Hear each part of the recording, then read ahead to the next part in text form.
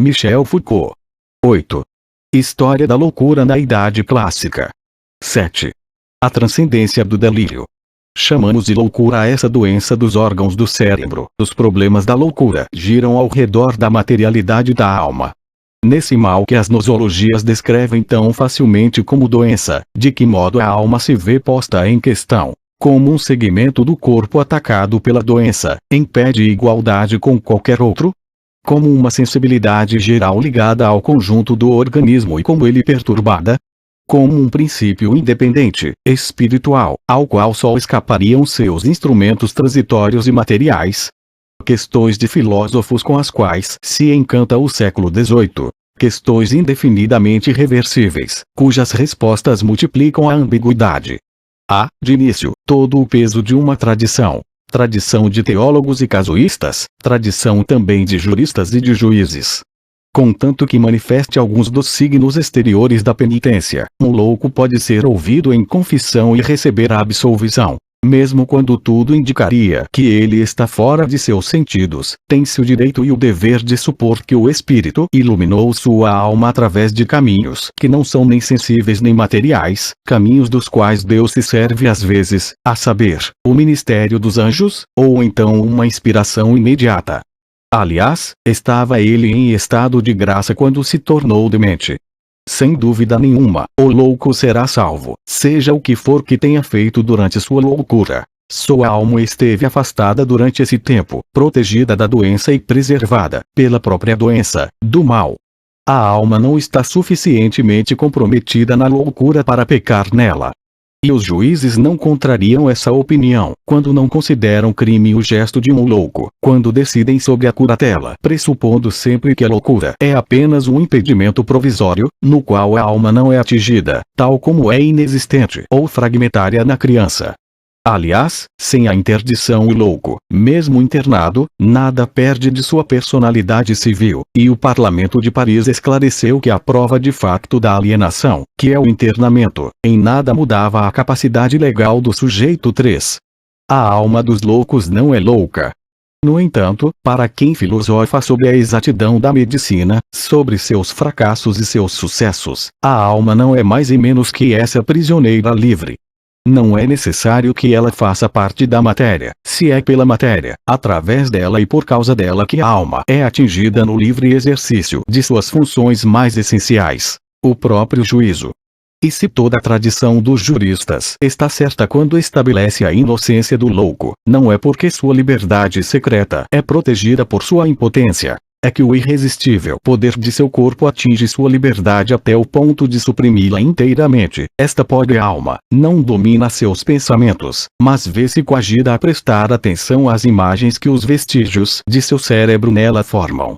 Mas a razão restaurada, mais claramente ainda, é prova de que a alma é matéria e corpo organizados, pois a loucura é apenas, e sempre, destruição. E como provar que a alma é realmente destruída, que ela não está simplesmente acorrentada ou oculta, ou repelida para outro lugar, mas reconduzi-la em seus poderes, restituir-lhe sua integridade, devolver-lhe força e liberdade apenas com a adição de uma matéria hábil e arrumada e ter a prova de que a alma tem na matéria sua virtude e sua perfeição, pois é um pouco de matéria acrescentada que a faz passar de uma imperfeição acidental para sua natureza perfeita. Um ser imortal pode admitir a transposição dessas partes e suportar que se acrescente alguma coisa à simplicidade de seu todo, do qual nada pode ser retirado. Esse diálogo, tão velho quanto o confronto, no pensamento estoicista, entre o humanismo e a medicina, é retomado por Voltaire, que trata de aperfeiçoá-lo. Doutos e doutores procuram manter a pureza da alma e, dirigindo-se ao louco, gostariam de convencê-lo de que sua loucura se limita apenas aos fenômenos do corpo. Quer queira quer não, um louco deve ter, em alguma região dele mesmo que ele ignora, uma alma sadia, destinada à eternidade. Meu amigo, embora tenhas perdido o senso comum, tua alma é tão espiritual, tão pura, tão imortal quanto a nossa. Mas a nossa está bem abrigada, a tua não. As janelas da casa estão fechadas, falta-lhe ar, ela sufoca.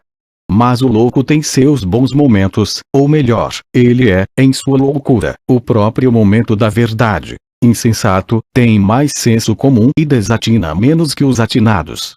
Do fundo de sua loucura atinada, isto é, do alto de sua sabedoria louca, sabe muito bem que sua alma foi atingida. E renovando, em sentido contrário, o paradoxo de Epimênides.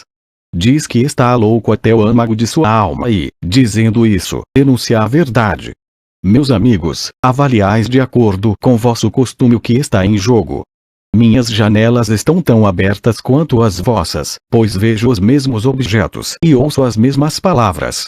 Portanto, minha alma deve necessariamente fazer um mau uso de seus sentidos, e minha alma deve ser, ela mesma, um sentido viciado, uma qualidade depravada. Resumindo, ou minha alma está louca, ela também, ou não tenho alma. Prudência de duas caras, a desse Epimênides voltairiano, que de certa forma diz: ou os cretenses são mentirosos, ou quem mente sou eu, quando na realidade quer dizer as duas coisas ao mesmo tempo. Que a loucura atinge a natureza profunda de sua alma e que, por conseguinte, sua alma não existe como ser espiritual. Dilema que sugere o encadeamento que ele oculta. É este encadeamento que é necessário tentar seguir. E ele só é simples à primeira vista. Por um lado, a loucura não pode ser assimilada a uma perturbação dos sentidos. As janelas estão intactas, e se enxerga mal dentro de casa não é porque elas estão obstruídas. Aqui, Voltaire atravessa de um salto todo um campo de discussões médicas. Sob a influência de Locke, muitos médicos procuravam a origem da loucura numa perturbação da sensibilidade. Se veem diabos, ou ouvem-se vozes, a alma não tem nada a ver com isso, ela recebe como pôde aquilo que os sentidos lhe impõem. 7. Ao que Salvages, entre outros, respondia: aquele que vê turvo e vê em dobro não está louco. Mas aquele que, vendo em dobro, acredita que existem dois homens, está. Perturbação da alma, não do olho. Não é porque a janela está em mau estado, mas porque o morador está doente. Essa é a opinião de Voltaire. A prudência está em afastar um sensualismo primário, evitar que uma aplicação demasiado direta e simplista de Locke acabe por proteger uma alma cujo sensualismo quer reduzir os poderes. Mas se a perturbação dos sentidos não é a causa da loucura, é seu modelo. Uma afecção do olho impede o exercício exato da vista. Uma afecção do cérebro, órgão do espírito, perturbará a alma do mesmo modo. Esta reflexão pode fazer com que se suspeite que a faculdade de pensar dada por Deus ao homem está sujeita ao desarranjo, tal como os outros sentidos. Um louco é um doente cujo cérebro padece, tal como aquele que sofre de gota é um doente que padece dos pés e das mãos. Ele pensava com o cérebro, assim como caminhava com os pés, sem nada saber nem de seu poder incompreensível de andar, nem de seu poder não menos incompreensível de pensar. Do cérebro para a alma, o relacionamento é o mesmo que do olho para a vista, e da alma para o cérebro, o mesmo que do projeto de andar para as pernas que se dobram. No corpo, a alma nada faz além de manter relacionamentos análogos aos que o próprio corpo estabelece. Ela é o sentido dos sentidos, a ação da ação. E assim como o andar é impedido pela paralisia da perna, a vista embaralhada pela perturbação do olho, a alma será atingida pelas lesões do corpo e, sobretudo, pelas lesões desse órgão privilegiado que é o cérebro, órgão de todos os órgãos, ao mesmo tempo de todos os sentidos e de todas as ações. Portanto, a alma está tão comprometida no corpo quanto a vista no olho, ou a ação nos músculos. De tal forma que se o olho for suprimido, e demonstra-se com isso que minha alma está louca, em sua própria substância, naquilo que constitui o essencial da natureza, e que não tenho alma, além da que é definida pelo exercício dos órgãos de meu corpo. Em suma, Voltaire conclui que a loucura não é uma afecção dos sentidos em virtude de não ser ela de natureza diferente da dos sentidos, tendo o cérebro por órgão. Passou subrepticiamente de um problema médico claramente definido em sua época, gênese da loucura a partir de uma alucinação dos sentidos ou de um delírio do espírito, teoria periférica ou teoria central, como diríamos em nossa linguagem, para um problema filosófico que nem de direito nem de fato se sobrepõe ao primeiro. A loucura prova ou não a materialidade da alma. Voltaire fingiu repudiar, quanto à primeira questão, toda forma de resposta sensualista, a fim de melhor impô-la como solução para o segundo problema, indicando esta retomada do sensualismo. Por outro lado, que de fato ele havia abandonado a primeira questão, a questão médica do papel dos órgãos dos sentidos na origem da loucura. Em si mesmo e despojada das intenções polêmicas que oculta, esta superposição é significativa, pois ela não pertence à problemática médica do século XVIII. Mistura ao problema sentido-cérebro, periferia-centro, compatível com a reflexão dos médicos, uma análise crítica que repousa sobre a dissociação entre a alma e o corpo. Dia virá em que, para os próprios médicos, o problema da origem, da determinação causal, da sede da loucura assumirá valores materialistas ou não. Mas esses valores só serão reconhecíveis no século XIX, quando, exatamente, a problemática definida por Voltaire for aceita como evidente. Então, e somente então, serão possíveis uma psiquiatria espiritualista e uma psiquiatria materialista, uma concepção da loucura que a reduz ao corpo e uma outra que a deixa valer no elemento imaterial da alma.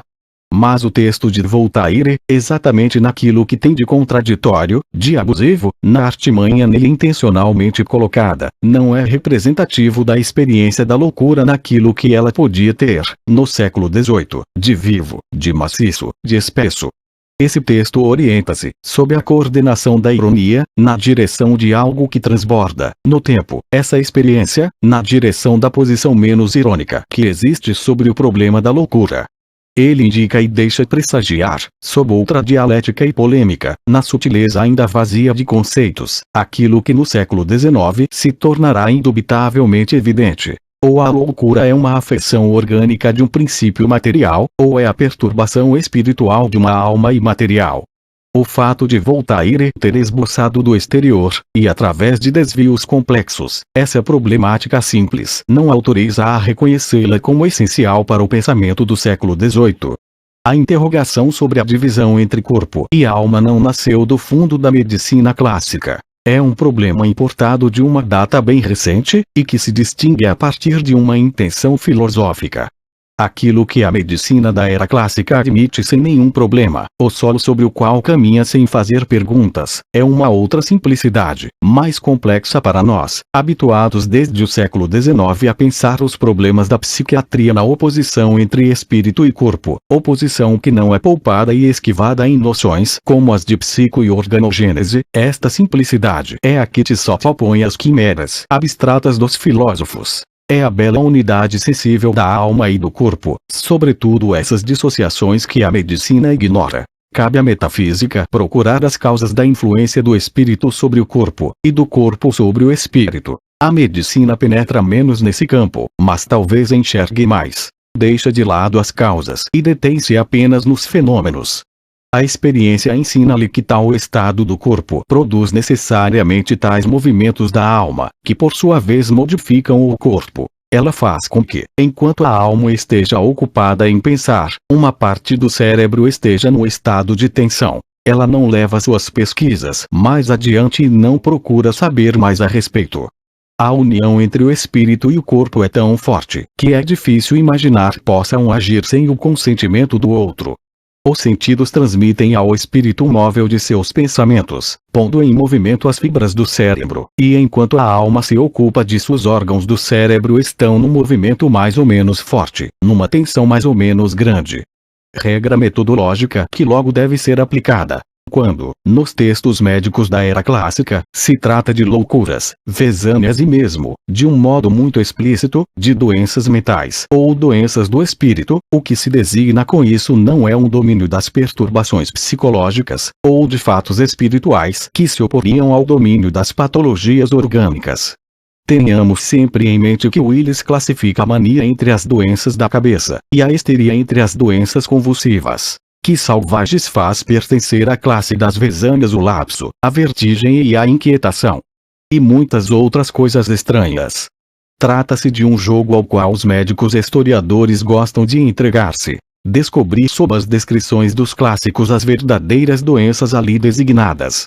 Quando Willis falava de histeria, não estaria colocando nessa categoria também os fenômenos epiléticos. Quando Boerhaave falava das manias, não estava descrevendo paranoias? Sob os traços da melancolia de Diemer Brueck, não é fácil encontrar os signos certos de uma neurose obsessiva. Mas essas são brincadeiras de príncipes, não de historiadores. Pode ser que, de um século para outro, não se fale das mesmas doenças com os mesmos nomes, mas isso é porque, fundamentalmente, não se trata da mesma doença. Quem diz loucura nos séculos 17 e 18 não diz, em sentido estrito, doença do espírito, mas algo onde o corpo e a alma estão juntos em questão. É mais ou menos disso que falava Zachias quando propunha esta definição que pode, grosso modo, valer para toda a era clássica. A mente é a próprio cerebrum morbo et ratiocinatricis facultantes laesione dependente. Portanto, deixando de lado uma problemática que foi acrescentada bem tardiamente à experiência da loucura, tentaremos agora isolar as estruturas que adequadamente lhe pertencem, começando pelas mais exteriores, o ciclo da causalidade, passando a seguir para as mais interiores e menos visíveis, o ciclo da paixão e da imagem, para tentar chegar, finalmente, ao âmago dessa experiência, aquilo que pôde constituí-la como tal, o momento essencial do delírio. A distinção entre causas longínquas e causas imediatas, familiar a todos os textos clássicos, pode muito bem, à primeira vista, parecer sem maiores consequências, proporcionando apenas, para organizar o mundo da causalidade, uma estrutura frágil. Na verdade, essa distinção teve um peso considerável. O que nela pode haver de aparentemente arbitrário oculta um poder estruturante bastante rigoroso. Quando Willis fala das causas próximas da mania, ele entende por tal uma dupla alteração dos espíritos animais. Em primeiro lugar, a alteração mecânica, que incide simultaneamente sobre a força do movimento e sobre sua trajetória. No maníaco, os espíritos movimentam-se com violência. Portanto, podem penetrar em vias nunca antes percorridas e que não o deveriam ser. Esses novos caminhos suscitam um curso de ideias bastante estranho, movimentos repentinos e extraordinários, e de um vigor tão grande que parecem superar amplamente as forças naturais do doente. E também uma alteração química. Os espíritos assumem uma natureza ácida que os torna mais corrosivos e mais penetrantes, também mais leves e menos carregados de matéria. Tornam-se também tão agitados e impalpáveis quanto a chama, com isso atribuindo conduta do maníaco tudo aquilo pelo qual ela se torna conhecida enquanto agitada, irregular e ardorosa. Tais são as causas próximas. Tão próximas mesmo que não parecem ser mais que uma transcrição qualitativa de tudo o que existe de mais visível nas manifestações da doença. Esta agitação, esta desordem, este calor sem febre que pareciam animar o maníaco que lhe atribuem, na percepção mais simples, mais imediata, um perfil tão característico, são transferidos, através da análise das causas próximas, do exterior para o interior, do domínio da percepção para o da explicação, do efeito visível para o movimento invisível das causas 14. Mas, paradoxalmente, o que era apenas qualidade se transforma, ao penetrar no campo do invisível, em imagem. O ardor qualidade transforma-se em chama-imagem. A desordem dos gestos e da fala solidifica-se no entrecruzamento inextricável de sulcos imperceptíveis. E valores que estavam nos confins do juízo moral, lá onde se podia ver e tocar, tornam-se coisas para além dos limites do tato e da visão. Sem sequer mudar de vocabulário, a ética transforma-se aí em dinâmica. A força da alma, disse Denyon, enquanto está fechada neste corpo mortal, depende principalmente da força dos espíritos animais, que lhe servem de instrumentos no exercício de suas funções são a porção mais fina da matéria, e aquela que mais se aproxima da substância espiritual. Assim, a fraqueza e a desordem dos espíritos causa necessariamente a fraqueza e a desordem da alma, tornando-a um joguete das paixões mais violentas, sem que ela possa de algum modo resistir. Entre as causas próximas e seus efeitos se estabelece uma espécie de comunicação qualitativa imediata, sem interrupções nem intermediação. Forma-se um sistema de presença simultânea, que está do lado do efeito qualidade percebida e do lado da causa imagem invisível. E, de uma para a outra, a circularidade é perfeita. Induz-se a imagem a partir das familiaridades da percepção, e deduz-se a singularidade sintomática do doente a partir das propriedades físicas atribuídas à imagem causal. Na verdade, o sistema das causas próximas é apenas o avesso do reconhecimento empírico dos sintomas, espécie de valorização causal das qualidades. Ora, aos poucos, no decorrer do século XVIII, esse círculo tão estreito, esse jogo de transposições que se volta sobre si mesmo, ao se refletir no elemento imaginário, vem a abrir-se, a distender-se segundo uma estrutura agora linear na qual o essencial não mais será uma comunicação da qualidade mas, pura e simplesmente, um fato de antecedência. Por isso mesmo, não é mais no elemento imaginário, mas no interior de uma percepção organizada, que a causa deverá ser reconhecida. Já na patologia da fibra nervosa, prevalece a preocupação de ver a causa próxima, de assegurar-lhe uma existência designável na percepção. Não que a qualidade e a imagem sejam escorraçadas dessa nova estrutura da causalidade próxima, mas elas devem ser investidas e apresentadas num fenômeno orgânico visível que possa vir disfarçado, sem o risco de um erro ou do retorno circular como fato antecedente. O tradutor de Sidenha critica-o por não ter permitido uma clara compreensão do relacionamento estabelecido entre o vigor da alma e a força dos espíritos animais. Ao que se pode acrescentar que a ideia que temos de nossos espíritos não é nem clara nem satisfatória, a força e a firmeza da alma, para usar os termos de nosso autor, parecem depender principalmente da estrutura dos sólidos que, tendo toda a elasticidade e a flexibilidade necessária, fazem com que a alma execute suas operações com vigor e facilidade. Com a fisiologia da fibra, tem-se toda uma malha material que pode servir de suporte perceptivo para a designação das causas próximas. De fato, se o próprio suporte é bem visível em sua realidade material, a alteração que serve de causa imediata para a loucura não é, propriamente falando, perceptível. Ela é ainda, no máximo, uma qualidade impalpável, quase moral, inserida no tecido da percepção. Trata-se, paradoxalmente, de uma modificação puramente física e mesmo, muito frequentemente, de uma modificação mecânica da fibra, mas que só altera aquém de toda percepção possível e na determinação infinitamente pequena de seu funcionamento. Os fisiólogos que veem a fibra sabem muito bem que não se pode constatar sobre ela ou nela nenhuma tensão ou nenhum relaxamento mensurável. Mesmo quando excitava o nervo de uma rã, Morgagni não observava contração alguma, e com isto confirmava o que já sabiam Boerhaave, Van Swieten, Hofmann e Haller, todos os adversários dos nervos cordas e das patologias da tensão ou do relaxamento. Mas os médicos e os práticos também veem, e veem coisa diferente. Veem um maníaco, músculos contraídos, o ricto no rosto, os gestos duros, violentos, responder com a mais extrema vivacidade à menor excitação. Veem o gênero nervoso levado ao grau último da tensão. Entre essas duas formas de percepção, a da coisa modificada e a da qualidade alterada, reina o conflito, obscuramente, no pensamento médico do século XVIII. Mas aos poucos a primeira forma predomina, não sem levar consigo os valores da segunda. E esses famosos estados de tensão, de ressecamento, de endurecimento, que os fisiólogos não viam, um prático como Thome os viu com seus olhos, ouviu com seus ouvidos, acreditando triunfar sobre os fisiólogos mas, pelo contrário, fazendo triunfar com isso a estrutura de causalidade que eles mesmos procuravam impor.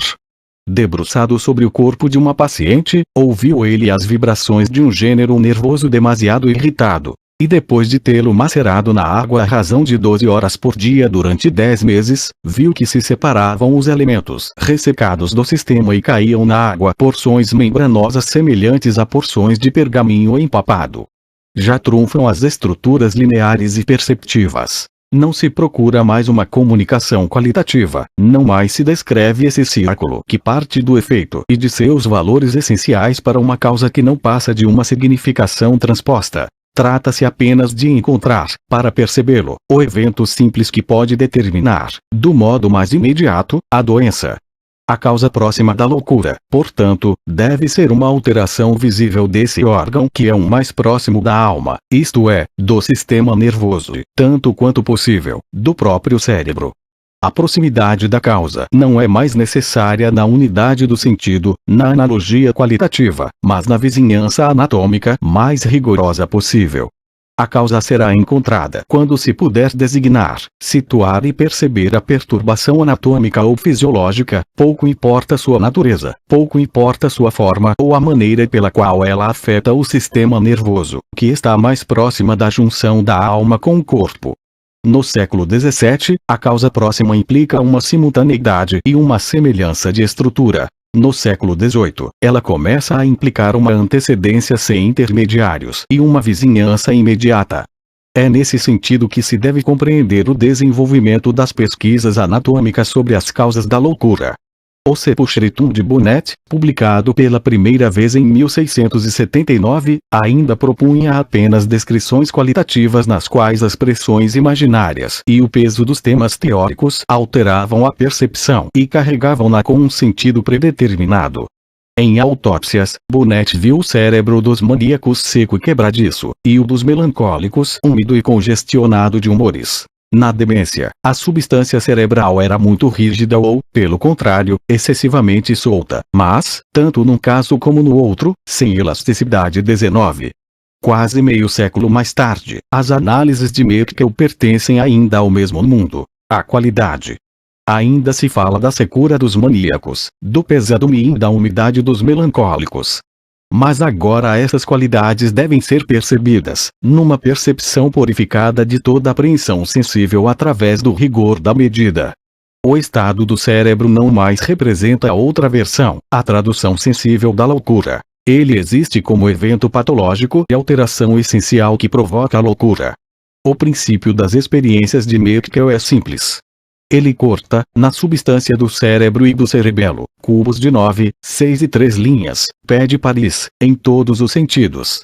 Observa que um cubo de 6 linhas tirado do cérebro de uma pessoa morta, mas que gozava de boa saúde e nunca teve doença grave, pesa 1 dracma e 5 grãos. Num jovem morto de tísica, o cérebro pesa apenas 1 dracma, 3 grãos e 3 quartos, e o cerebelo, 1 dracma e 3 grãos. Num caso de pleuresia, no velho, o peso do cérebro era normal e o do cerebelo um pouco inferior. Primeira conclusão: o peso do cérebro não é constante, varia com diferentes estados patológicos. Em segundo lugar, dado que o cérebro é mais leve em doenças nas quais os humores e os fluidos escorrem no corpo, a densidade desses órgãos deve ser atribuída ao preenchimento dos pequenos canais neles existentes. Ora, nos insanos encontram-se modificações da mesma ordem. Autopsiando uma mulher que durante 15 anos tinha sido maníaca e estúpida, ininterruptamente, Merkel constata que a substância cinzenta de seu cérebro estava exageradamente pálida, e a substância medular demasiado branca. Esta estava tão dura que não foi possível cortá-la em pedaços, e tão elástica que a impressão do dedo não ficava sobre ela. Assemelhava-se inteiramente a uma clara de ovo endurecida. Um cubo de 6 linhas cortado dessa substância medular pesava 1 dracma e 3 grãos. O corpo caloso tinha uma densidade ainda mais fraca. Um cubo tirado do cerebelo pesava, como no cérebro, 1 dracma e 3 grãos. Mas as outras formas de alienação comportam outras modificações. Uma mulher jovem, após ter sido louca a intervalos, morreu furiosa. Seu cérebro parecia denso ao toque. A túnica aracnoide recobria um soro avermelhado, mas a substância medular estava seca e elástica. Pesava 1 dracma e 3 grãos. Deve-se concluir, portanto, que a sicidade dos canais medulares pode perturbar os movimentos do cérebro e, por conseguinte, o uso da razão e, inversamente, que o cérebro é tanto mais adequado aos usos aos quais se destina na medida em que seus canais medulares são mais adequados à secreção do fluido nervoso. Pouco importa o horizonte teórico contra o qual se destacam os trabalhos de Merkel ou sua hipótese de um suco nervoso secretado pelo cérebro, cujas perturbações provocariam a loucura. No momento, o essencial é a nova forma de causalidade que já se esboça em suas análises. Causalidade não mais considerada no simbolismo das qualidades, na tautologia das significações transpostas na qual ela ainda permanecia nos trabalhos de Bonnet. Causalidade linear agora, na qual a alteração do cérebro é um evento considerado em si mesmo como um fenômeno que tem seus próprios valores locais e quantitativos, sempre identificáveis numa percepção organizada. Entre essa alteração e os sintomas da loucura não existe outro elo de pertinência, outro sistema de comunicação além de uma extrema proximidade, a que faz do cérebro o órgão mais próximo da alma. Portanto, a perturbação cerebral terá sua estrutura própria, estrutura anatômica oferecida à percepção, e a perturbação do espírito, suas manifestações singulares. A causalidade as justapõe, sem transpor, de uma para outra, elementos qualitativos. As autópsias de Meckel não se relacionam como uma metodologia materialista. Ele não acredita nem mais nem menos que seus precursores e contemporâneos na determinação da loucura por uma afeição orgânica. Mas coloca o corpo e a alma numa ordem de vizinhança e sucessão causal que não autoriza nem retorno, nem transposição, nem comunicação qualitativa. Vemos esta estrutura ser isolada de modo mais completo por Morgagni e Cullen. A massa cerebral não mais representa, em suas análises, o simples papel de um ponto de aplicação privilegiado da causalidade. Ela se torna em si mesma um espaço causal diferenciado e heterogêneo que desenvolve suas estruturas anatômicas e fisiológicas, determinando nesse jogo espacial as formas variadas da loucura.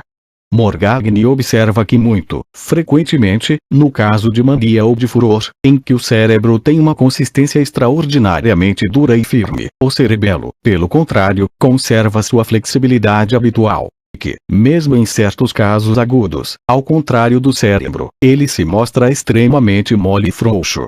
Às vezes as diferenças se situam no interior do próprio cérebro. Enquanto uma parte é mais dura e mais firme do que normalmente, outras são extremamente moles. Cullen sistematiza essas diferenças e faz das diversas partes do cérebro o aspecto principal das perturbações orgânicas da loucura. Para que o cérebro esteja no estado normal, é preciso que seu estado de excitação seja homogêneo em suas diferentes regiões. Seja um estado de excitação elevada, a vigília, seja um estado de excitação menor, ou de colapso, como no sono. Mas se a excitação ou o colapso se dividem de modo desigual no cérebro, se misturam formando uma rede heterogênea de setores excitados e setores adormecidos, produzem-se, se o sujeito está adormecido, sonhos. E se está acordado, crises de loucura. Há, portanto, uma loucura crônica, quando esses estados de excitação e colapso desiguais se mantêm constantemente no cérebro, solidificados de algum modo em sua própria substância. É por isso que, no exame anatômico, o cérebro dos loucos comporta partes duras, congestionadas e, pelo contrário, outras moles e no estado de frouxidão mais ou menos completo. Vê-se assim que evolução, no decorrer da era clássica, sofreu a noção de causa próxima ou, antes, a significação assumida pela causalidade no próprio interior dessa noção. Reestruturação que tornará possíveis, na época seguinte, o materialismo, o organicismo e, de certa forma, o esforço de determinação das localizações cerebrais, mas que, no momento, não significa nenhum projeto desse gênero. Trata-se, aqui, de bem mais e bem menos que isso. Bem menos que a irrupção de um materialismo. Porém bem mais, uma vez que está desfeita a forma de causalidade que, desde o século XVII, organizava as relações entre a alma e o corpo. Ela se isolou do círculo fechado das qualidades, e situou-se na perspectiva aberta de um encadeamento mais enigmático e mais simples ao mesmo tempo, que coloca numa ordem de sucessão inamovível o espaço cerebral e o sistema dos signos psicológicos. De um lado, todas as comunicações significativas são rompidas, mas, do outro, o conjunto do corpo não mais é convocado para formar a estrutura da causa próxima. Apenas o cérebro, enquanto órgão que mais se aproxima da alma, e alguns de seus segmentos privilegiados é que recolhem o conjunto daquilo que logo deixará de ser chamado de causas próximas.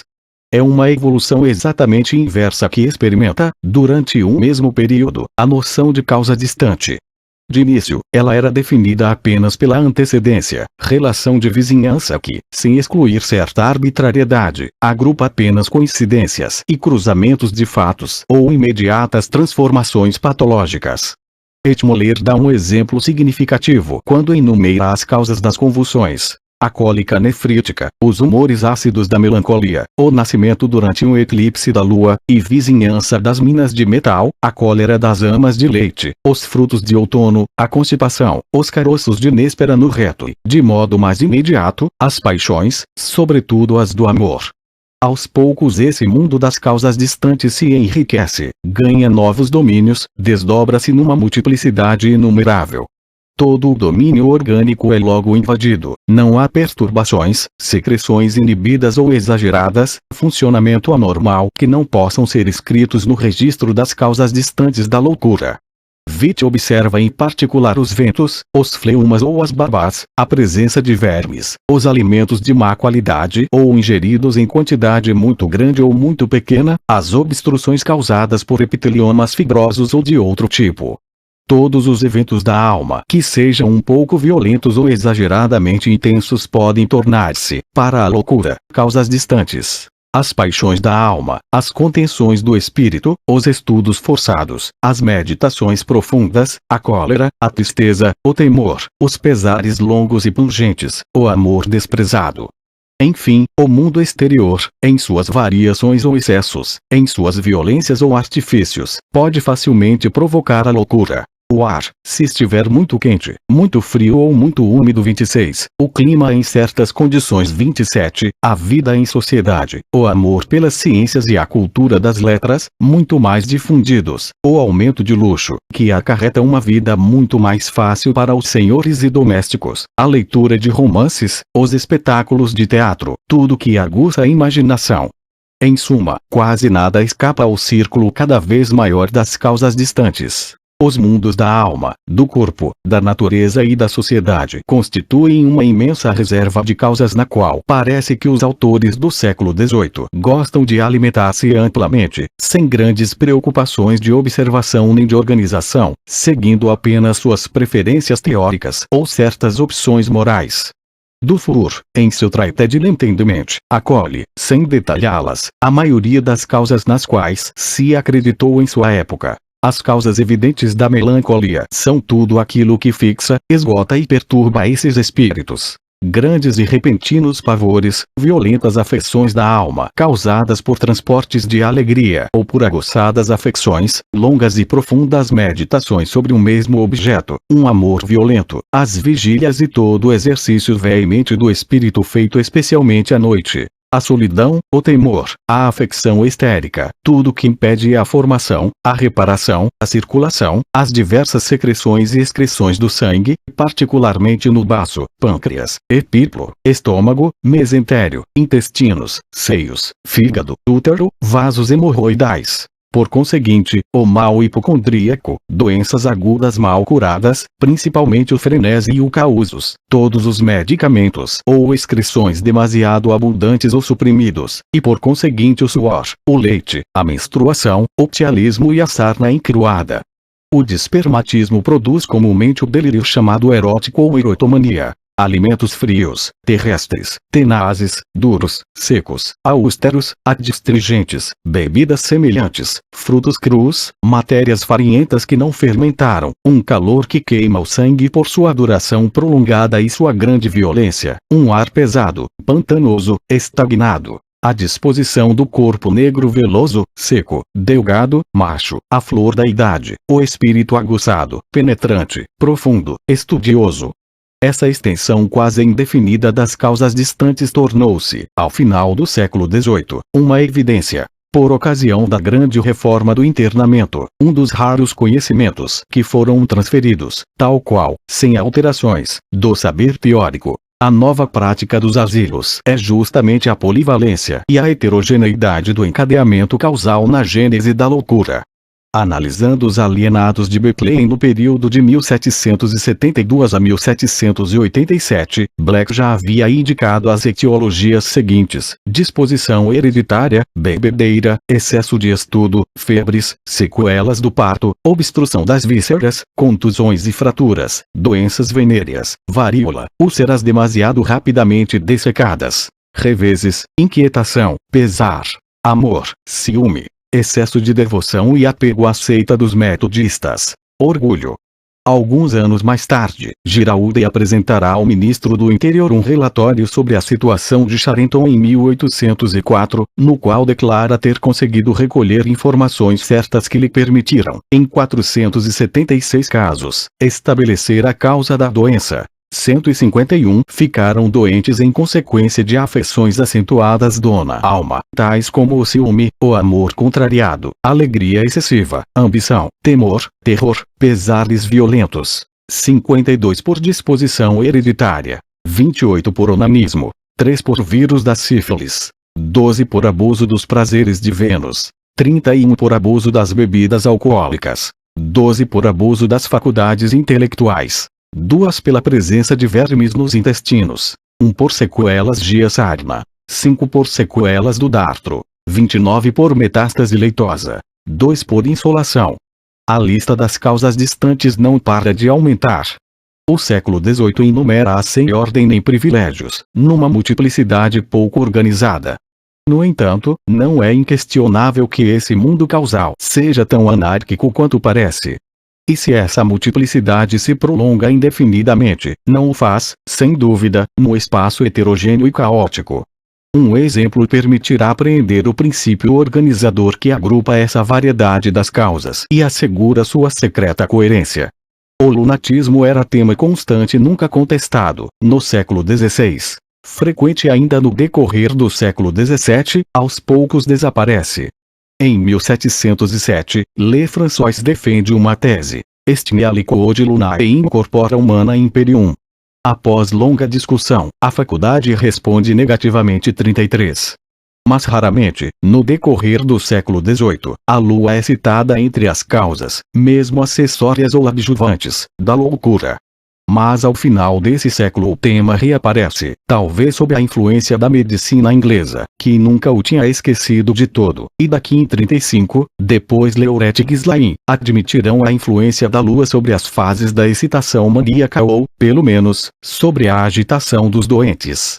Mas o essencial não reside tanto na volta do tema quanto na possibilidade e nas condições de seu reaparecimento. Com efeito, ele ressurge completamente transformado e carregado de significações que antes não possuía. Em sua forma tradicional, designava uma influência imediata, coincidência no tempo e cruzamento no espaço, cujo modo de ação estava situado inteiramente no poder dos astros. Em Daquin, inversamente, a influência da Lua se desenvolve segundo toda uma série de mediações que se hierarquizam e se recobrem em volta do próprio homem. A Lua atua sobre a atmosfera com tal intensidade, que pode pôr em movimento uma massa tão pesada quanto o oceano. Ora, o sistema nervoso é, dentre todos os elementos de nosso organismo, o mais sensível às variações da atmosfera, uma vez que a menor alteração de temperatura, a menor variação na umidade e na secura do ar podem influir gravemente sobre ele.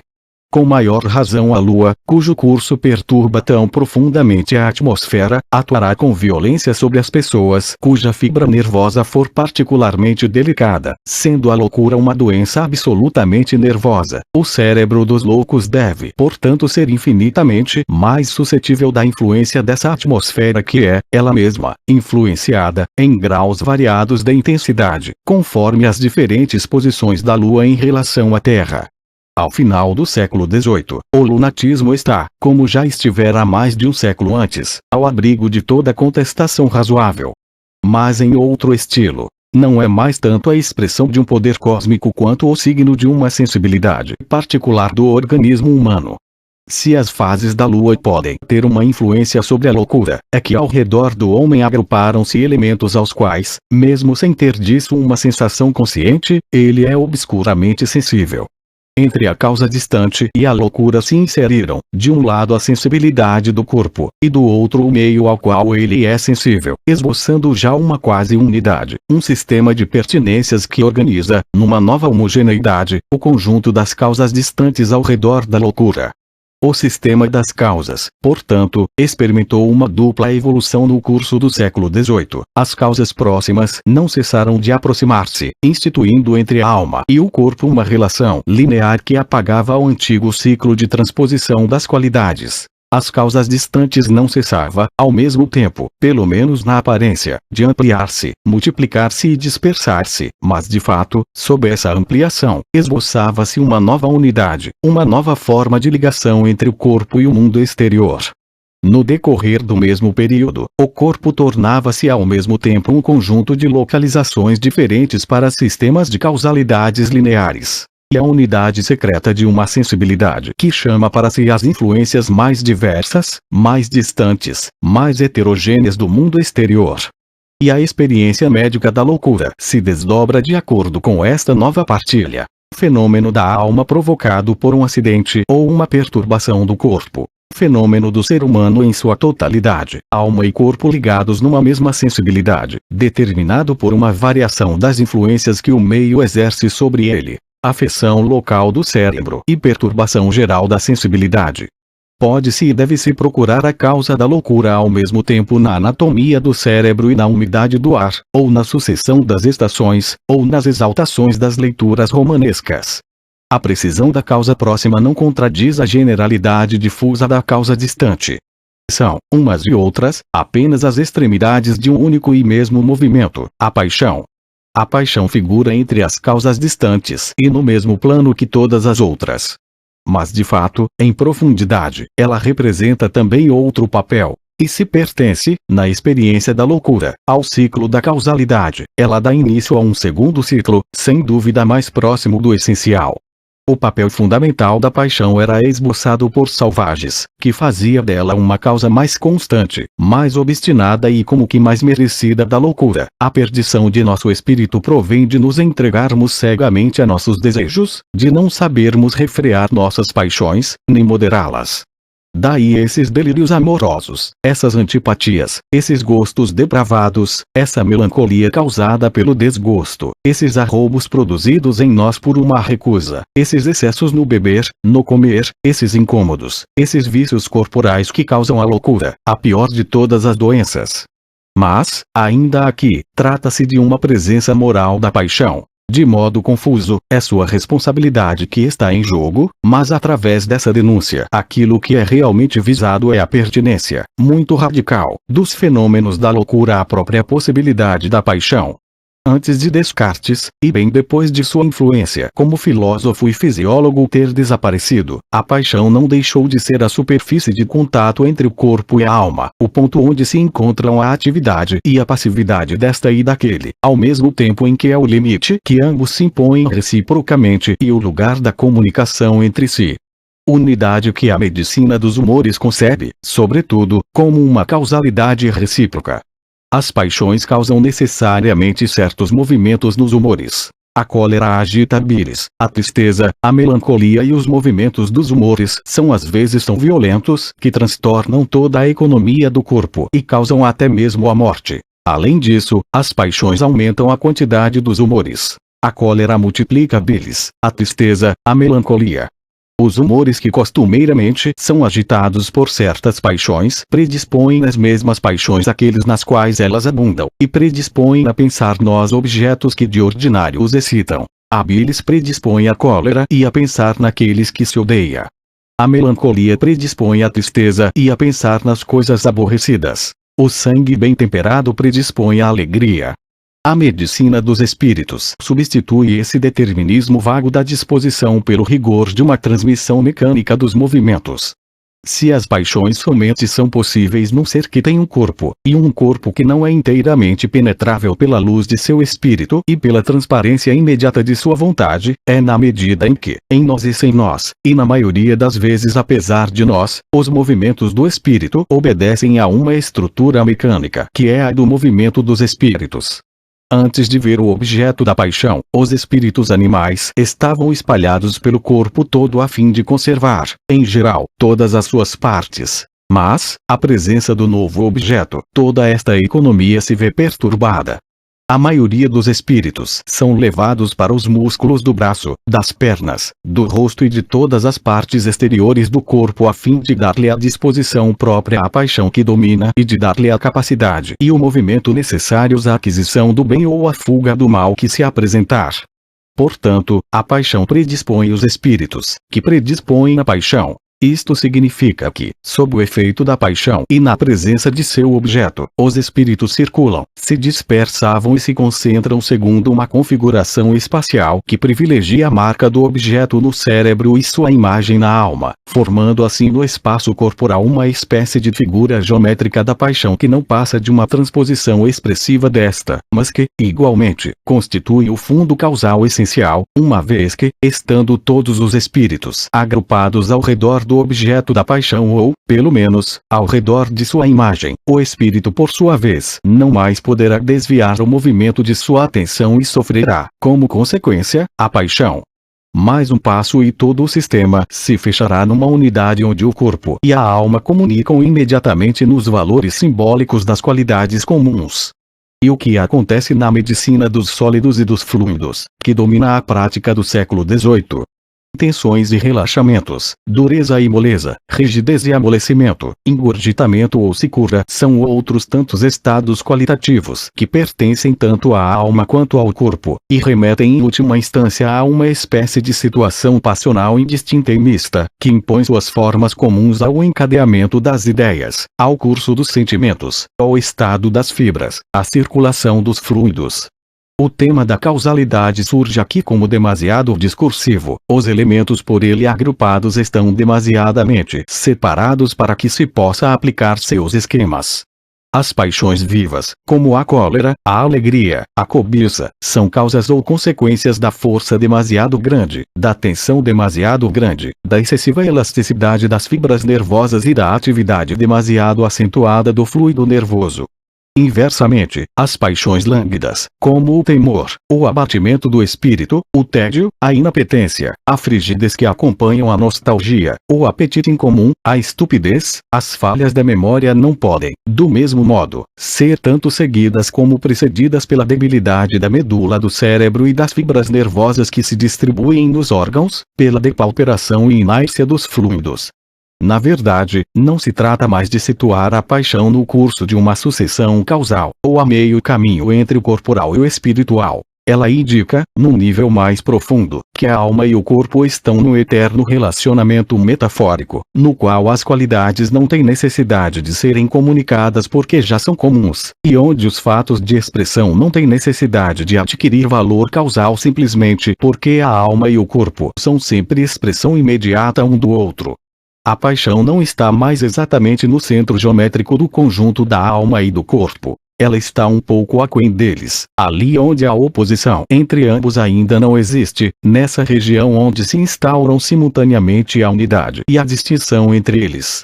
Mas nesse nível a paixão já não é simplesmente uma das causas, mesmo privilegiada, da loucura. Constitui antes sua condição de possibilidade em geral.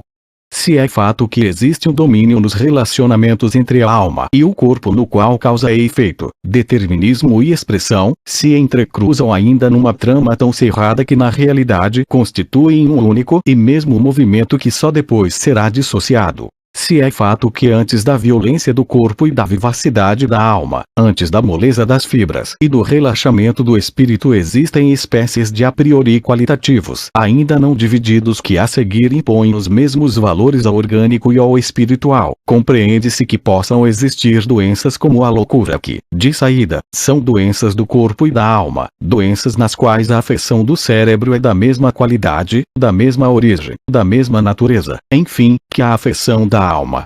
A possibilidade da loucura se oferece no próprio fato da paixão. E verdade que bem antes da era clássica, e durante uma longa sequência de séculos da qual sem dúvida ainda não saímos, paixão e loucura foram mantidas próximas uma da outra. Mas deixemos com o classicismo sua originalidade. Os moralistas da tradição greco-latina tinham achado justo que a loucura fosse o castigo da paixão. E a fim de terem mais certeza disso, gostavam de fazer da paixão uma loucura provisória e atenuada.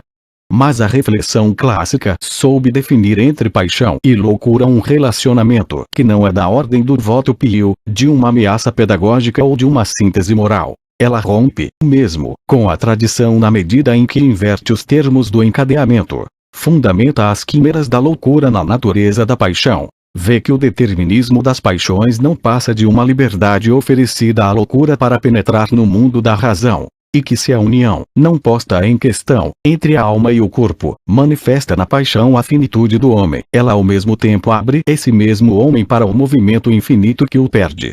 Ocorre que a loucura não é simplesmente uma das possibilidades dadas pela união da alma e do corpo. Ela não é, pura e simplesmente, uma das sequelas da paixão. Instituída pela unidade entre alma e corpo, ela se volta contra a paixão e a recoloca em questão. A loucura, que se tornou possível pela paixão, ameaça, por um movimento que lhe é próprio, aquilo que tornou possível a própria paixão. Ela é uma dessas formas da unidade nas quais as leis são comprometidas, pervertidas, transformadas, manifestando assim essa unidade como evidente e já dada, mas também como frágil e já destinada à perdição. Chega o momento em que, continuando a paixão o seu caminho, as leis se suspendem como que por si mesmas, momento no qual o movimento se detém bruscamente sem que tenha havido choques, nem absorção de espécie alguma da força viva, ou então se propaga numa multiplicação que só se detém no cúmulo do paroxismo. Witt admite que uma viva emoção pode provocar a loucura, exatamente como o choque pode provocar o movimento, pela simples razão de que a emoção é, simultaneamente, choque na alma e abalo da fibra nervosa.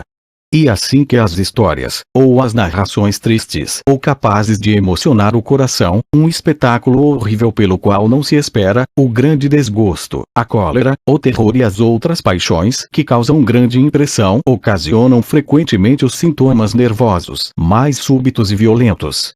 Mas, e é aí que começa a loucura propriamente dita, pode acontecer que esse movimento se anule em virtude de seus próprios excessos e provoque de repente uma imobilidade que pode levar à morte.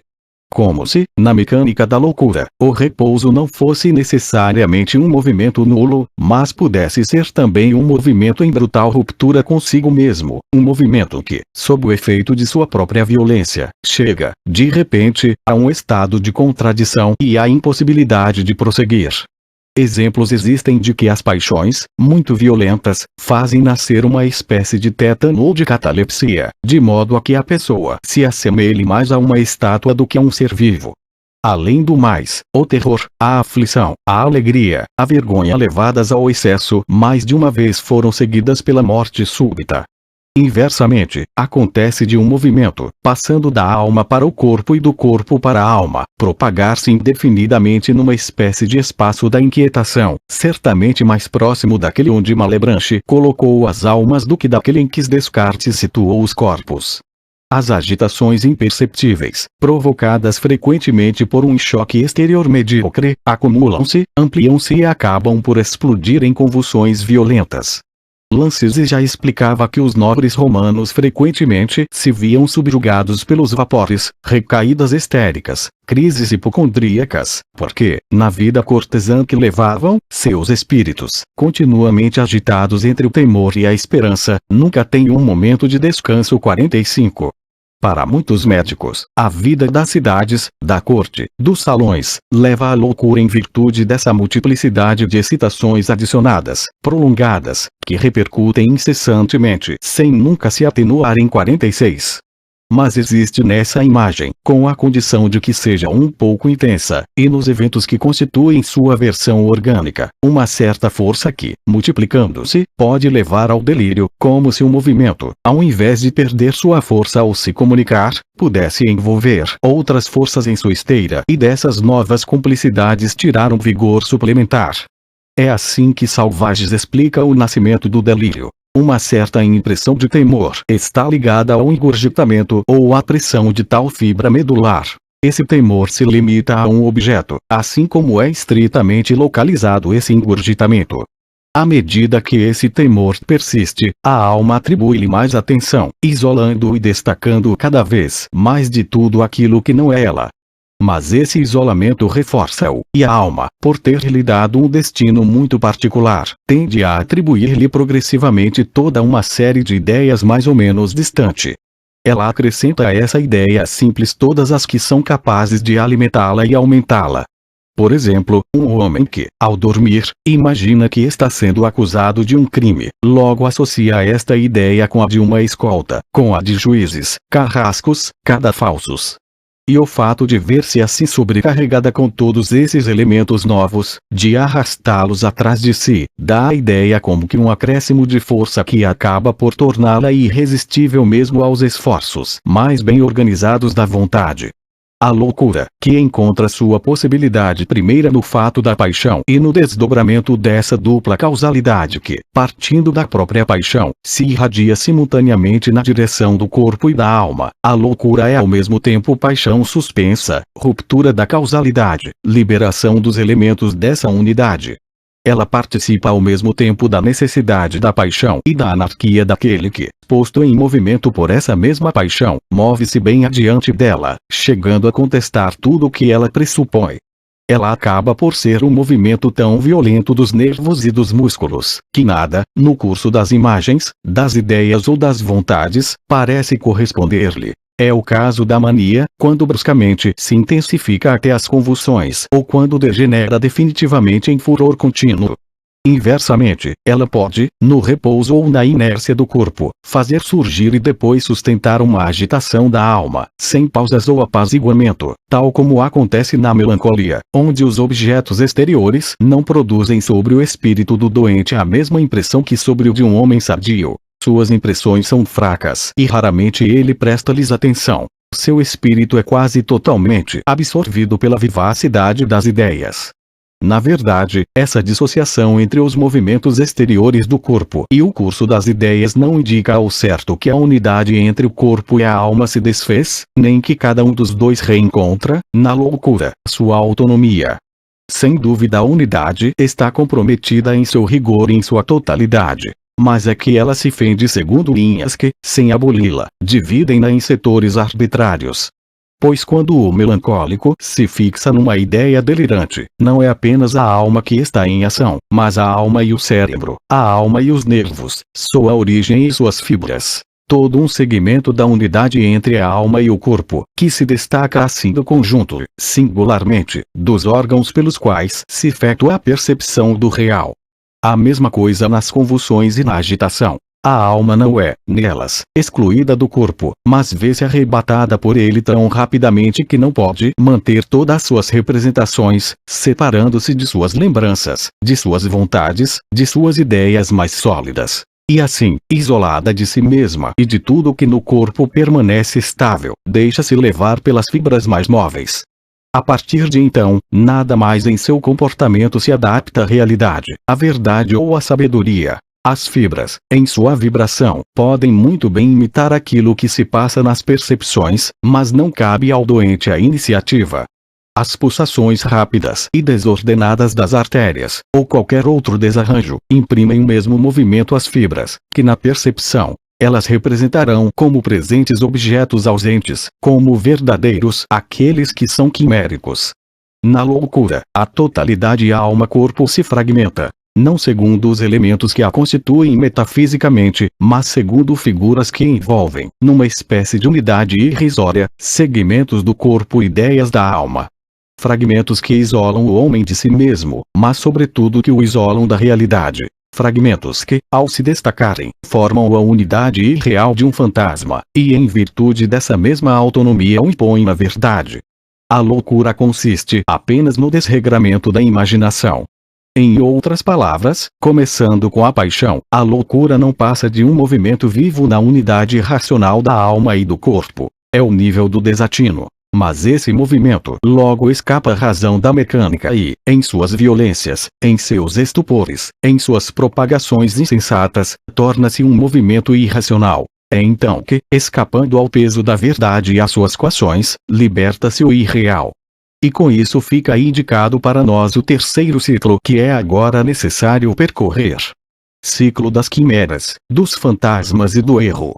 Após o da paixão, ou do não ser. Ouçamos o que se diz nesses fragmentos fantásticos. Imagem não é loucura.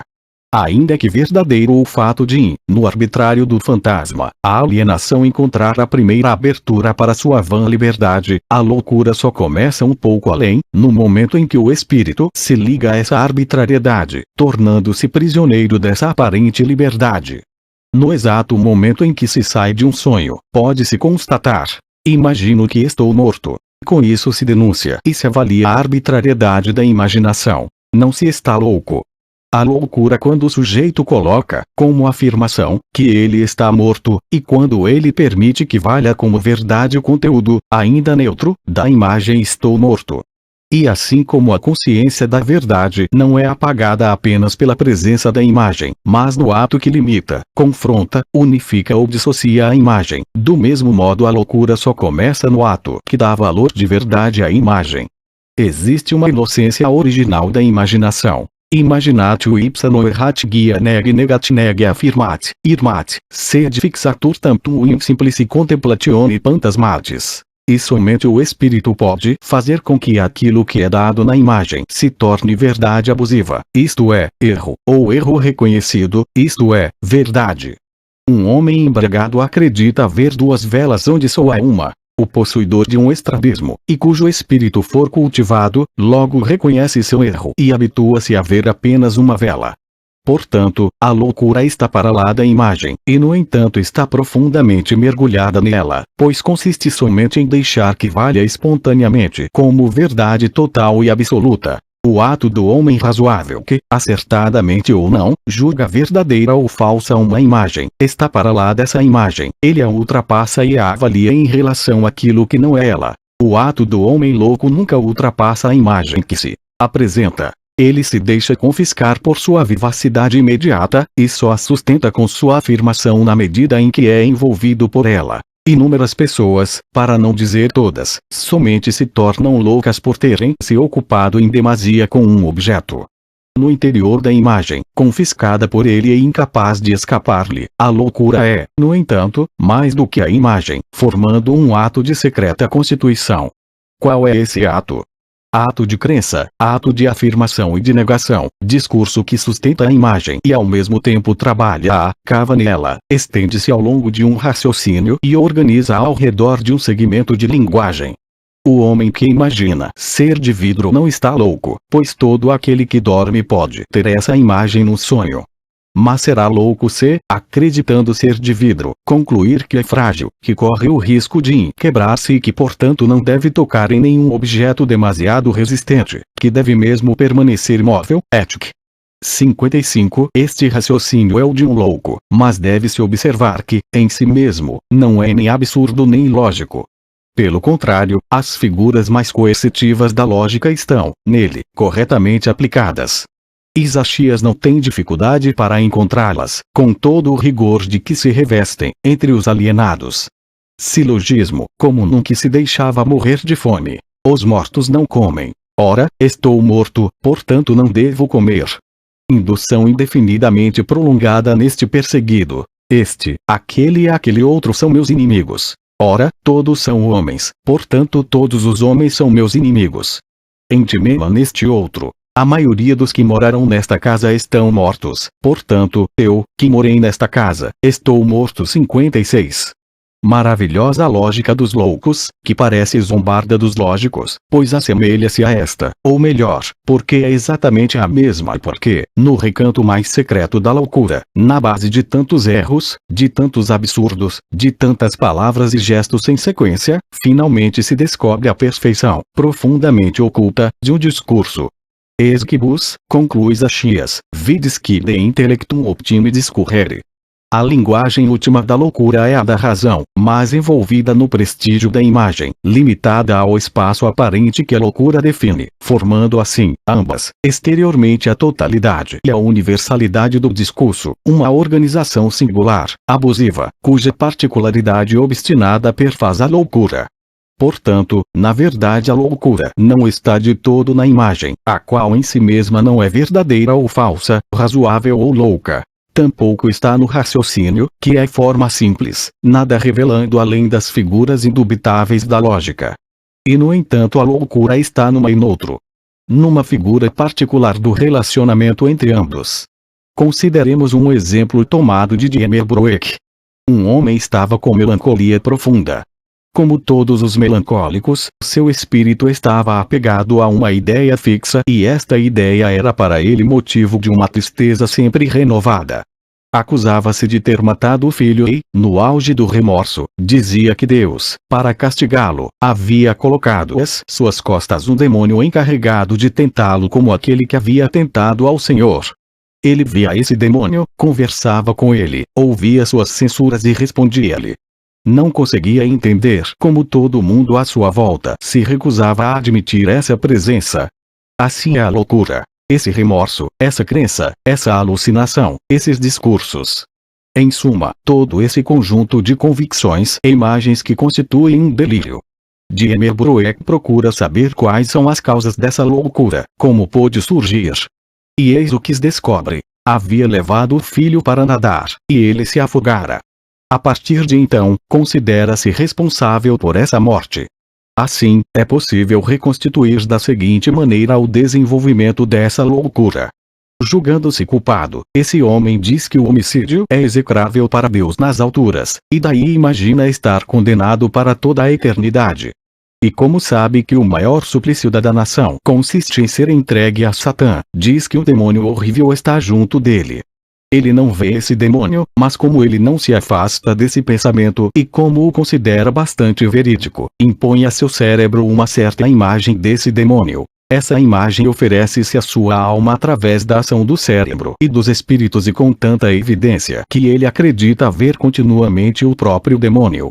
Portanto, na loucura, tal como Diemer Brueck analisa, há dois níveis. Aquele que se manifesta aos olhos de todos. Uma tristeza sem fundamento num homem que se acusa erroneamente de haver assassinado seu filho. Uma imaginação depravada que inventa demônios. Uma razão desmantelada que conversa com um fantasma. Contudo, mais profundamente encontra-se uma organização rigorosa que segue a armadura sem falhas de um discurso. Esse discurso, em sua lógica, invoca-se as crenças mais sólidas, avançando por raciocínios e juízos que se encadeiam. É uma espécie de razão e ato. Em suma, sob o delírio desordenado e manifesto reina a ordem de um delírio secreto.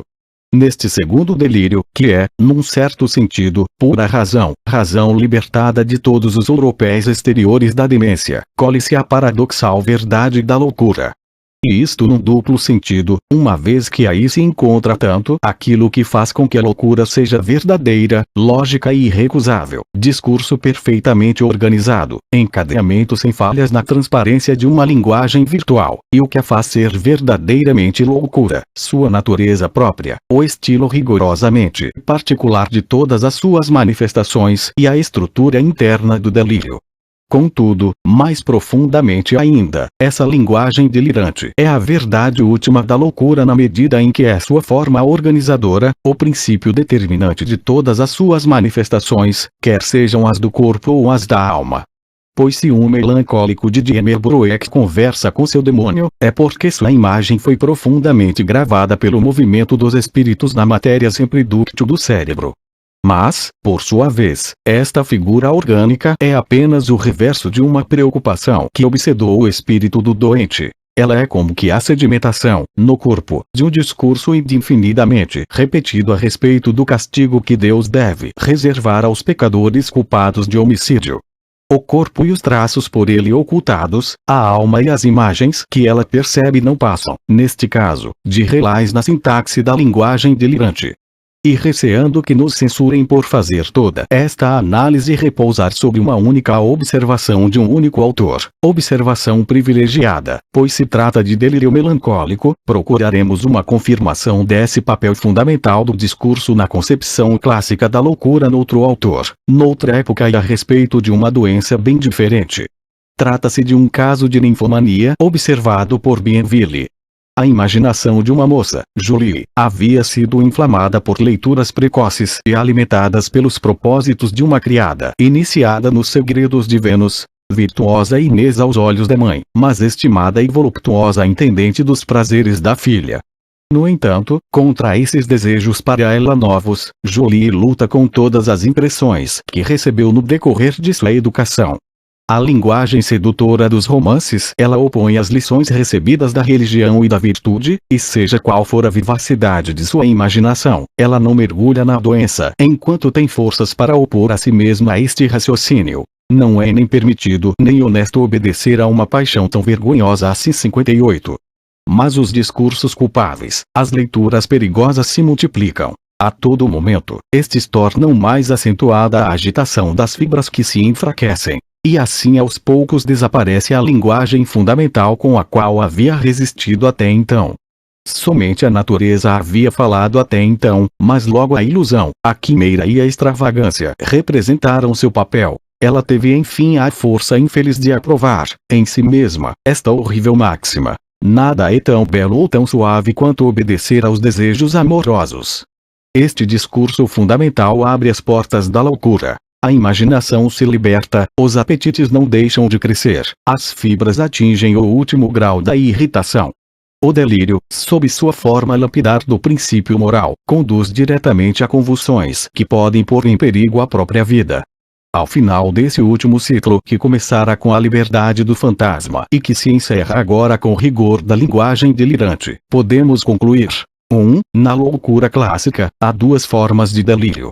Uma forma particular, sintomática, própria de algumas das doenças do espírito e, de modo especial, da melancolia. Neste sentido, pode-se dizer que há doenças com ou sem delírio.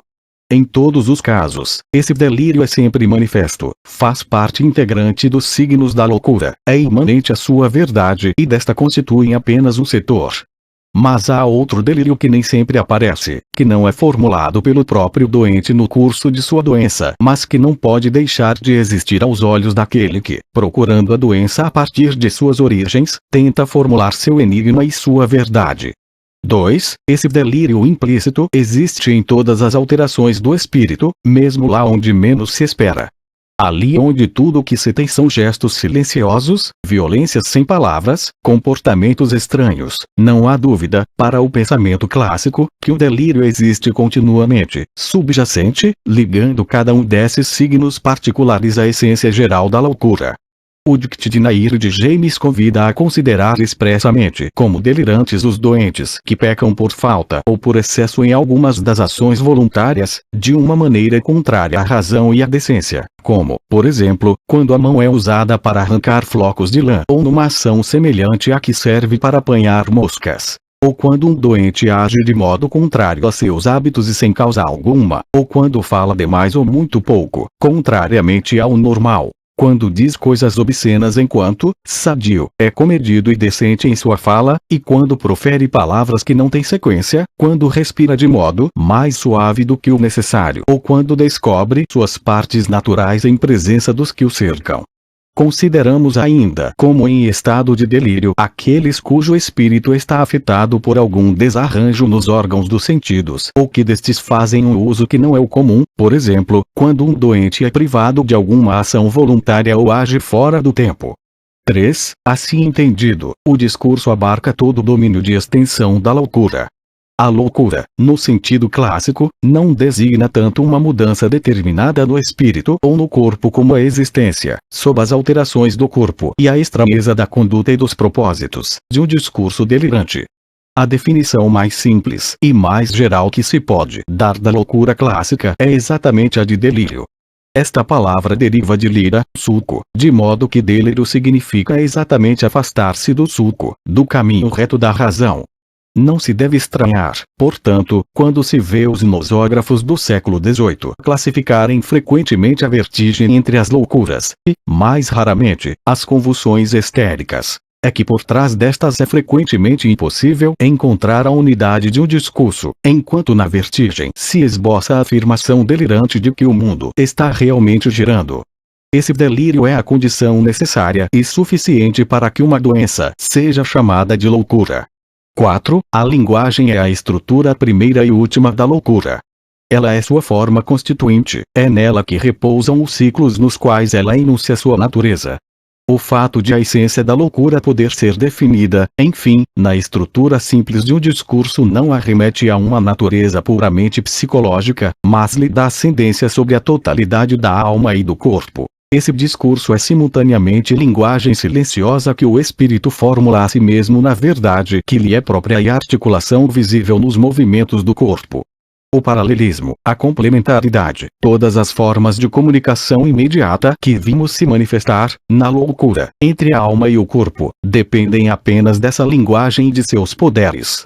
O movimento da paixão que se desenrola até romper-se e voltar-se contra si mesma, o aparecimento da imagem e as agitações do corpo que eram concomitâncias visíveis a ela, tudo isso, no exato momento em que tentávamos descrevê-lo, já estava secretamente animado por essa linguagem.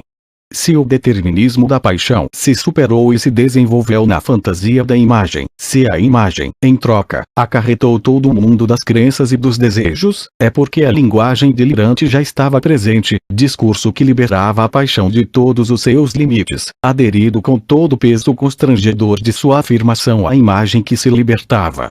Neste delírio, que é ao mesmo tempo do corpo e da alma, da linguagem e da imagem, da gramática e da fisiologia, é que começavam e terminam todos os ciclos da loucura.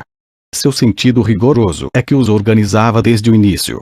Ele é ao mesmo tempo a própria loucura e, além de cada um de seus fenômenos, a transcendência silenciosa que a constitui em sua verdade.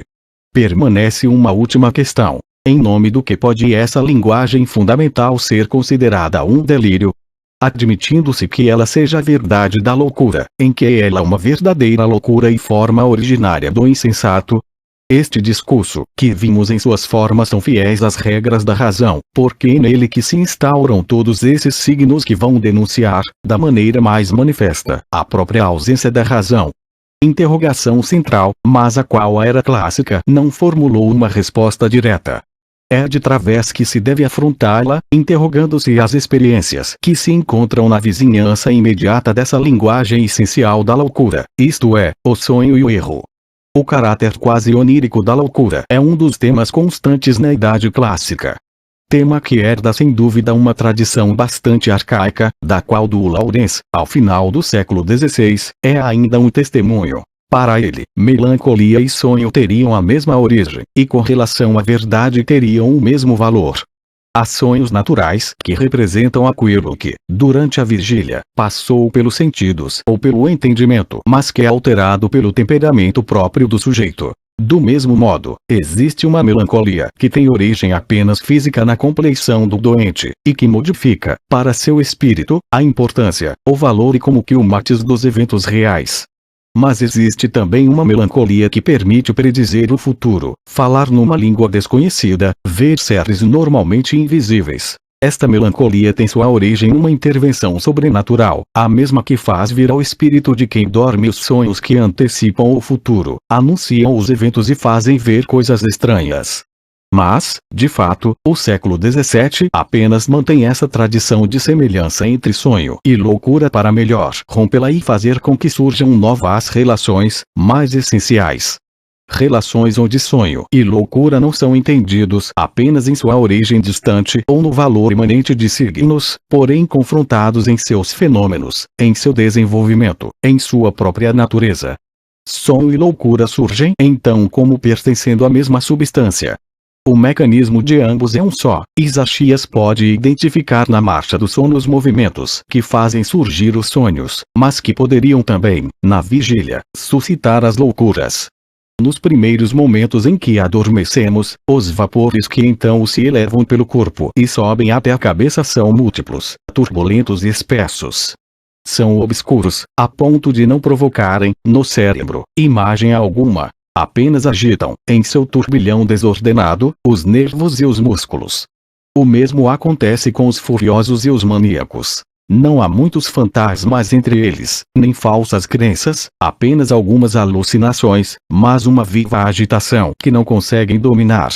Retomemos a evolução do sono. Após o primeiro período de turbulência, os vapores que sobem ao cérebro tornam-se mais claros, seu movimento se organiza. É o momento em que nascem os sonhos fantásticos. Vêem-se milagres e mil coisas impossíveis. A este estágio corresponde o da demência, na qual nos persuadimos de muitas coisas quae in veritate non sunt. Finalmente, a agitação dos vapores se acalma inteiramente. O adormecido começa a ver as coisas mais claramente. Na transparência dos vapores doravante límpidos, as recordações da vigília reaparecem, conformes à realidade. Estas imagens mal aparecem metamorfoseadas, num ponto ou no outro, como acontece com os melancólicos que reconhecem todas as coisas como elas são impulsos, que não solam aberrantes 63. Entre os desenvolvimentos progressivos do sono, com o que eles trazem, em cada estágio, para a qualidade da imaginação, e as formas da loucura, é constante a analogia, porque os mecanismos são comuns. Mesmo movimento dos vapores e dos espíritos, mesma libertação das imagens, mesma correspondência entre as qualidades físicas dos fenômenos e os valores psicológicos ou morais dos sentimentos. Non aliter venire insanentibus quam dormentibus.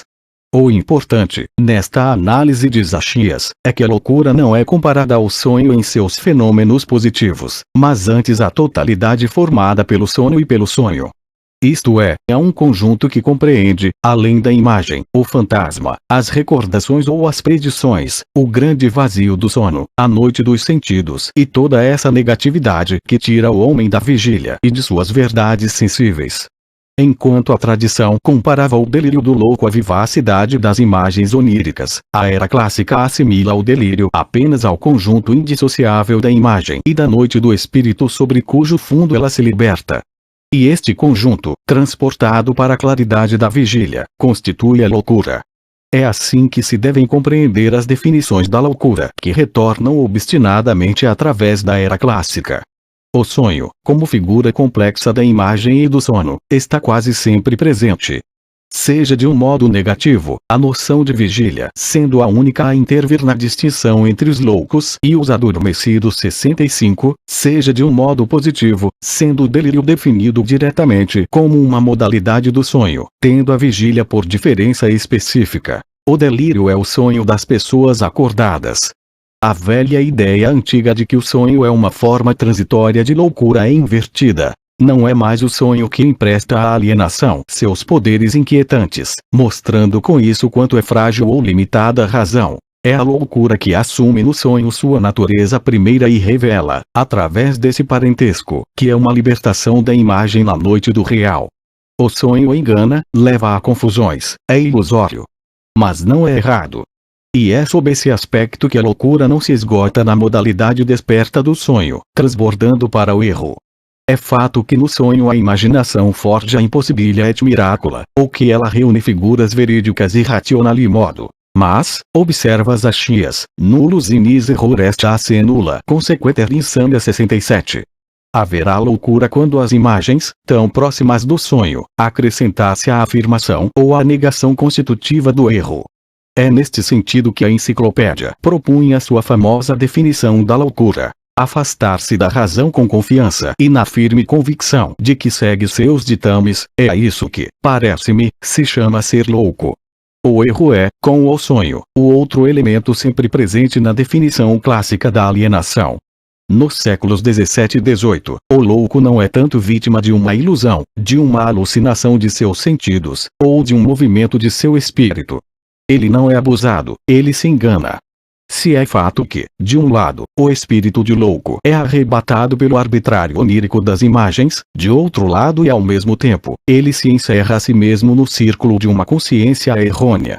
Chamamos de loucos, dirá Salvages, os que estão de fato privados da razão ou que persistem em algum erro notável. É esse erro constante da alma que se manifesta em sua imaginação, em seus juízos, em seus desejos, que constitui a natureza desta classe 69. A loucura começa ali onde se perturba e se obnubila o relacionamento entre o homem e a verdade. É a partir desse relacionamento, ao mesmo tempo que da destruição desse relacionamento, que a loucura assume seu sentido geral e suas formas particulares. A demência, diz Zachias, aqui empregando o termo no sentido mais geral da loucura, in hoc constitit quod intellectus non distinguit verum a falso. Mas se esta ruptura só pode ser entendida como negação, ela tem estruturas positivas que lhe atribuem formas singulares. Segundo as diferentes formas de acesso à verdade, haverá diferentes tipos de loucura. É neste sentido que Christian, por exemplo, distingue, na ordem das Vesânias, inicialmente o gênero dos delírios, que alteram esse relacionamento com o verdadeiro que toma forma na percepção, delírio geral das faculdades mentais no qual as percepções doentias são consideradas como realidade. A seguir, o gênero das alucinações que alteram a representação, erro do espírito no qual os objetos imaginários são considerados como realidades, ou onde objetos reais são falsamente representados. Finalmente, o gênero das demências, que sem abolir ou alterar as faculdades que dão acesso à verdade, enfraquecem-nas e diminuem seus poderes. Mas é igualmente possível analisar a loucura a partir da própria verdade e das formas que lhe são próprias. É desse modo que a enciclopédia distingue o verdadeiro físico do verdadeiro moral. O verdadeiro físico consiste no relacionamento adequado de nossas sensações com os objetos físicos. Haverá uma forma de loucura que será determinada pela impossibilidade de atingir essa forma de verdade, espécie de loucura do mundo físico que envolve as ilusões, as alucinações, todas as perturbações da percepção. É loucura ouvir os concertos dos anjos, como o fazem certos entusiastas. Em compensação, o verdadeiro moral consiste na adequação dos relacionamentos que se vêem tanto entre esses objetos morais quanto entre esses objetos nós. Haverá uma forma de loucura que consistirá na perda desses relacionamentos. É o caso das loucuras do caráter, da conduta e das paixões. Assim, são loucuras todos os defeitos de nosso espírito, todas as ilusões do amor próprio e todas nossas paixões quando levadas até a cegueira, pois a cegueira é a característica distintiva da loucura. Cegueira, palavra das que mais se aproximam da essência da loucura clássica. Ela fala dessa noite de um quase sono que envolve as imagens da loucura, atribuindo-lhes, em seu isolamento, uma invisível soberania. Mas fala também de crenças mal fundamentadas, juízos que se enganam, de todo esse panos de fundo de erros inseparável da loucura. O discurso fundamental do delírio, em seus poderes constituintes, revela assim aquilo pelo que, apesar das analogias da forma, apesar do rigor de seu sentido, ele não mais é discurso da razão. Ele falava, mas na noite da cegueira. Era mais que o texto frouxo e desordenado de um sonho, uma vez que se enganava. Contudo, era mais do que uma proposição errônea, uma vez que estava mergulhado nessa obscuridade global que é a do sono. O delírio como princípio da loucura é um sistema de proposições falsas na sintaxe geral do sonho. A loucura encontra-se exatamente no ponto de contato entre o onírico e o erro. Ela percorre, em suas variações, a superfície em que ambos se defrontam, a mesma que ao mesmo tempo os separa e une. Com o erro, ela tem em comum a não-verdade e o arbitrário na afirmação ou na negação. Ao sonho ela toma de empréstimo a ascensão das imagens e a presença colorida dos fantasmas. Mas enquanto o erro é apenas uma não-verdade, enquanto o sonho não afirma nem julga, a loucura enche de imagens o vazio do erro e une os fantasmas através da afirmação do falso. Num certo sentido ela é, portanto, plenitude, acrescentando às figuras da noite os poderes do dia, as formas da fantasia à atividade do espírito desperto. Liga conteúdos obscuros às formas da clareza. Mas esta plenitude não é, na verdade, o máximo do vazio. A presença das imagens, de fato, oferece apenas fantasmas cercados pela noite, figuras marcadas no canto do sono, portanto isoladas de toda a realidade sensível. Por mais vivas que sejam, e rigorosamente inseridas no corpo, essas imagens nada são, uma vez que nada representam.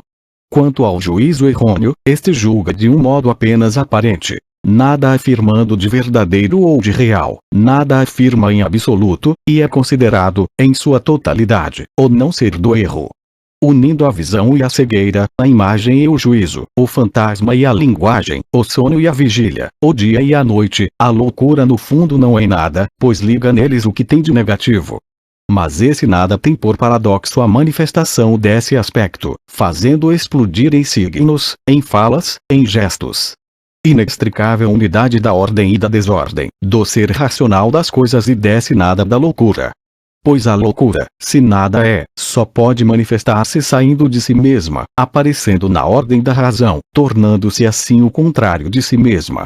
Assim se esclarecem os paradoxos da experiência clássica. A loucura está sempre ausente, no eterno retiro onde ela é inacessível, sem fenômeno nem positividade. E no entanto ela está presente e perfeitamente visível sob as espécies singulares do homem louco. Ela, que é desordem insensata, quando examinada revela apenas espécies ordenadas, mecanismos rigorosos na alma e no corpo, linguagem articulada segundo uma lógica visível. Tudo é razão naquilo que a loucura pode dizer sobre si mesma, ela que é negação da razão. Em suma, uma apreensão racional da loucura é sempre possível e necessária, na exata medida em que ela é não razão. Como evitar o resumir essa experiência numa única palavra, desatino? Aquilo que existe, para a razão, de mais próximo e mais distante, de mais pleno e mais vazio. Aquilo que se oferece a ela em estruturas familiares, autorizando um conhecimento, logo, uma ciência que se pretende positiva e que está sempre atrasada em relação a ela, na reserva inacessível do nada. E se agora se pretender fazer prevalecer o desatino clássico por si mesmo, fora de seus parentescos com o sonho e o erro, é necessário entendê-lo não como razão doentia, perdida ou alienada, mas simplesmente como razão ofuscada. O ofuscamento 72 é a noite em pleno dia, a obscuridade que reina no próprio centro do que existe de excessivo no brilho da luz. A razão ofuscada abre os olhos para o sol e nada vê, isto é, não vê. No ofuscamento, o recuo geral dos objetos na direção da profundidade da noite tem por correlato imediato a supressão da própria visão. No momento em que vê os objetos desaparecerem na noite secreta da luz, a vista se vê no instante de seu desaparecimento. Dizer que a loucura é ofuscamento é dizer que o louco vê o mesmo dia que vê o homem de razão. Ambos vivem na mesma claridade, mas vendo esse mesmo dia, nada além dele, nada nele, vê-o como vazio, como noite, como nada. As trevas são para ele a maneira de perceber o dia. O que significa que, vendo a noite e o nada da noite, ele não vê nada. E, acreditando ver, permite que venham até ele, como realidades, os fantasmas de sua imaginação e todos os habitantes das noites. Aí está porque delírio e ofuscamento estão num relacionamento que constitui a essência da loucura, exatamente como a verdade e a clareza, em seu relacionamento fundamental, são constitutivas da razão clássica. Neste sentido, o programa cartesiano da dúvida é exatamente a grande conjuração da loucura. Descartes fecha os olhos e tapa os ouvidos para melhor ver a verdadeira claridade do dia essencial. Com isso, ele se garante contra o ofuscamento de louco que, abrindo os olhos, vê apenas a noite e, nada vendo, acredita ver quando na verdade imagina. Na uniforme claridade de seus sentidos fechados, Descartes rompeu com todo o fascínio possível e, se vê, tem a certeza de ver aquilo que está vendo. Enquanto isso, diante do olhar do louco, embriagado com uma luz que é noite, surgem e multiplicam-se imagens, incapazes de criticarem-se a si mesmas, pois o louco as vê, mas irremediavelmente separadas do ser, pois o louco nada vê. O desatino mantém a mesma relação com a razão que o ofuscamento com o brilho do dia. E isto não é uma metáfora. Estamos no centro da grande cosmologia que anima toda a cultura clássica. O cosmos da Renascença, tão rico em comunicações e simbolismos internos, dominado inteiramente pela presença cruzada dos astros, desapareceu, sem que a natureza tenha encontrado sua condição de universalidade, sem que acolha o reconhecimento lírico do homem e o conduza no ritmo de suas estações. O que os clássicos retêm do mundo, o que já pressentem da natureza, é uma lei extremamente abstrata, que no entanto constitui a oposição mais viva e mais concreta, a do dia e da noite. Não é mais a época fatal dos planetas, não é ainda a época lírica das estações. É o tempo universal, mas absolutamente dividido, da claridade e das trevas. Forma que o pensamento domina inteiramente numa ciência matemática. A física cartesiana é como uma mátesis da luz, mas que ao mesmo tempo traça na existência humana grande cesura trágica. A, que domina do mesmo modo imperioso o tempo teatral de Racine e o espaço de Georges de Latour. O círculo do dia e da noite é a lei do mundo clássico. A mais reduzida, porém a mais exigente das necessidades do mundo, a mais inevitável, porém a mais simples das legalidades da natureza. Lei que exclui toda dialética e toda reconciliação. Lei que, por conseguinte, instaura ao mesmo tempo a unidade sem rupturas do conhecimento e a partilha descompromissada da existência trágica. Ela reina sobre um mundo sem crepúsculo, que não conhece efusão alguma, nem as preocupações atenuadas do lirismo. Tudo deve ser ou vigília ou sonho, verdade ou noite, luz do ser ou nada da sombra. Ela prescreve uma ordem inevitável, uma partilha serena que torna possível a verdade e a marca definitivamente. No entanto, de ambos os lados dessa ordem, duas figuras simétricas, duas figuras invertidas, são testemunho de que há extremidades onde ela pode ser ultrapassada, mostrando ao mesmo tempo a que ponto é essencial não ultrapassá-la. De um lado, a tragédia. A regra do dia teatral tem um conteúdo positivo. Ela impõe a duração trágica à necessidade de equilibrar-se ao redor da alternância, singular porém universal, do dia e da noite. O todo que é a tragédia deve realizar-se nessa unidade do tempo, pois no fundo ela é o confronto entre dois reinos, ligados um ao outro pelo próprio tempo, no irreconciliável. O dia no teatro de Racine se vê sempre dominado por uma noite que ele traz, por assim dizer, para a luz do dia. Noite de Troia e dos massacres, noite dos desejos de Nero, noite romana de Tito, noite de Atali. São esses grandes panos de noite, esses recantos de sombra que assombram o dia sem se deixar reduzir, e que só desaparecerão na nova noite da morte. E essas noites fantásticas, por sua vez, assombradas por uma luz que é como o reflexo infernal do dia. Incêndio de Troia, as tochas dos pretorianos, luz pálida do sonho. Na tragédia clássica, dia e noite dispõem-se como num espelho, refletindo-se indefinidamente e dando a esse par simples uma repentina profundidade que envolve, no único gesto, toda a vida do homem e sua morte. Do mesmo modo, em Madeleine Almeida a sombra e a luz se defrontam, simultaneamente dividindo e unindo um rosto e seu reflexo, um crânio e seu rosto, uma vigília e um silêncio. E em Imagem Alexis o pajem com a tocha descobre na penumbra da abóboda aquele que foi seu mestre. Um jovem brilhante e sério encontra toda a miséria dos homens. Uma criança descobre a morte. Diante da tragédia e de sua linguagem errática, o murmúrio confuso da loucura. Aqui, mais uma vez, foi violada a grande lei da divisão. Sombra e luz misturam-se no furor da demência, como na desordem trágica. Porém de modo diferente. A personagem trágica via como que a verdade sombria do dia. A noite de Troia era a verdade de Andrômaca, assim como a noite de Atali pressagiava a verdade do dia já a caminho. A noite, paradoxalmente, desvendava. Era o dia mais profundo do ser. O louco, pelo contrário, encontra no dia apenas a inconsistência das figuras da noite. Deixa que a luz se obscureça com todas as ilusões do sonho. Seu dia é apenas mais superficial da aparência.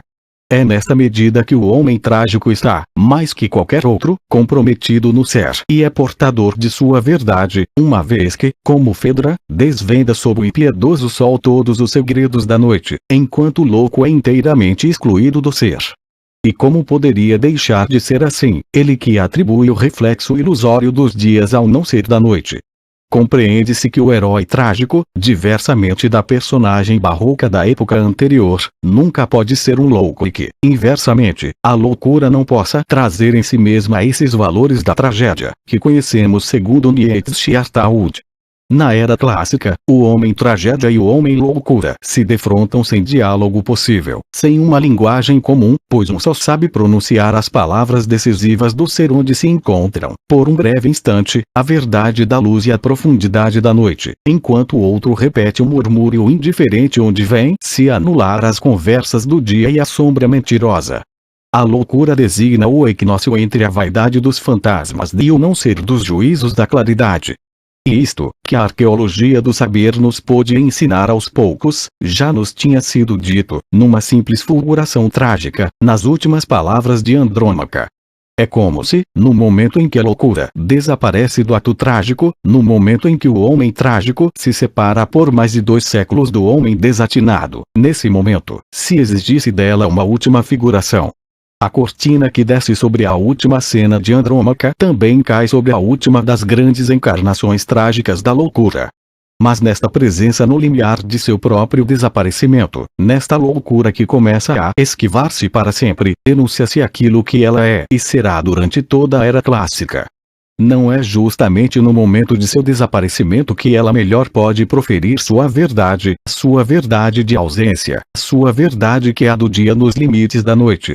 Era necessário que fosse a última cena da primeira grande tragédia clássica ou, se preferir, a primeira vez em que é enunciada a verdade clássica da loucura num movimento trágico que é o último do teatro pré-clássico.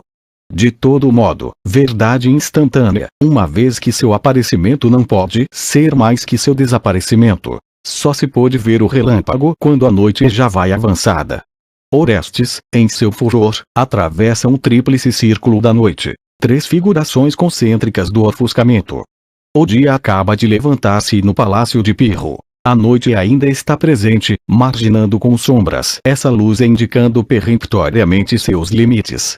Nessa manhã, que é manhã de festa, um crime foi cometido e Pirro fechou os olhos para o dia que se levantava. Fragmento de sombra jogado sobre os degraus do altar, no limiar da claridade e da obscuridade. Os 2 grandes temas cósmicos da loucura estão, portanto, presentes de diversas formas, como presságio, cenário e contraponto da ira de Orestes. Ela pode então começar. Na claridade impiedosa que denuncia o assassínio de Pirro e a traição de Hermione, nesse começo do dia em que tudo explode enfim numa verdade tão jovem e ao mesmo tempo tão velha, um primeiro círculo de sombra. Uma nuvem sombria na qual, ao redor de Orestes, o mundo põe-se a recuar.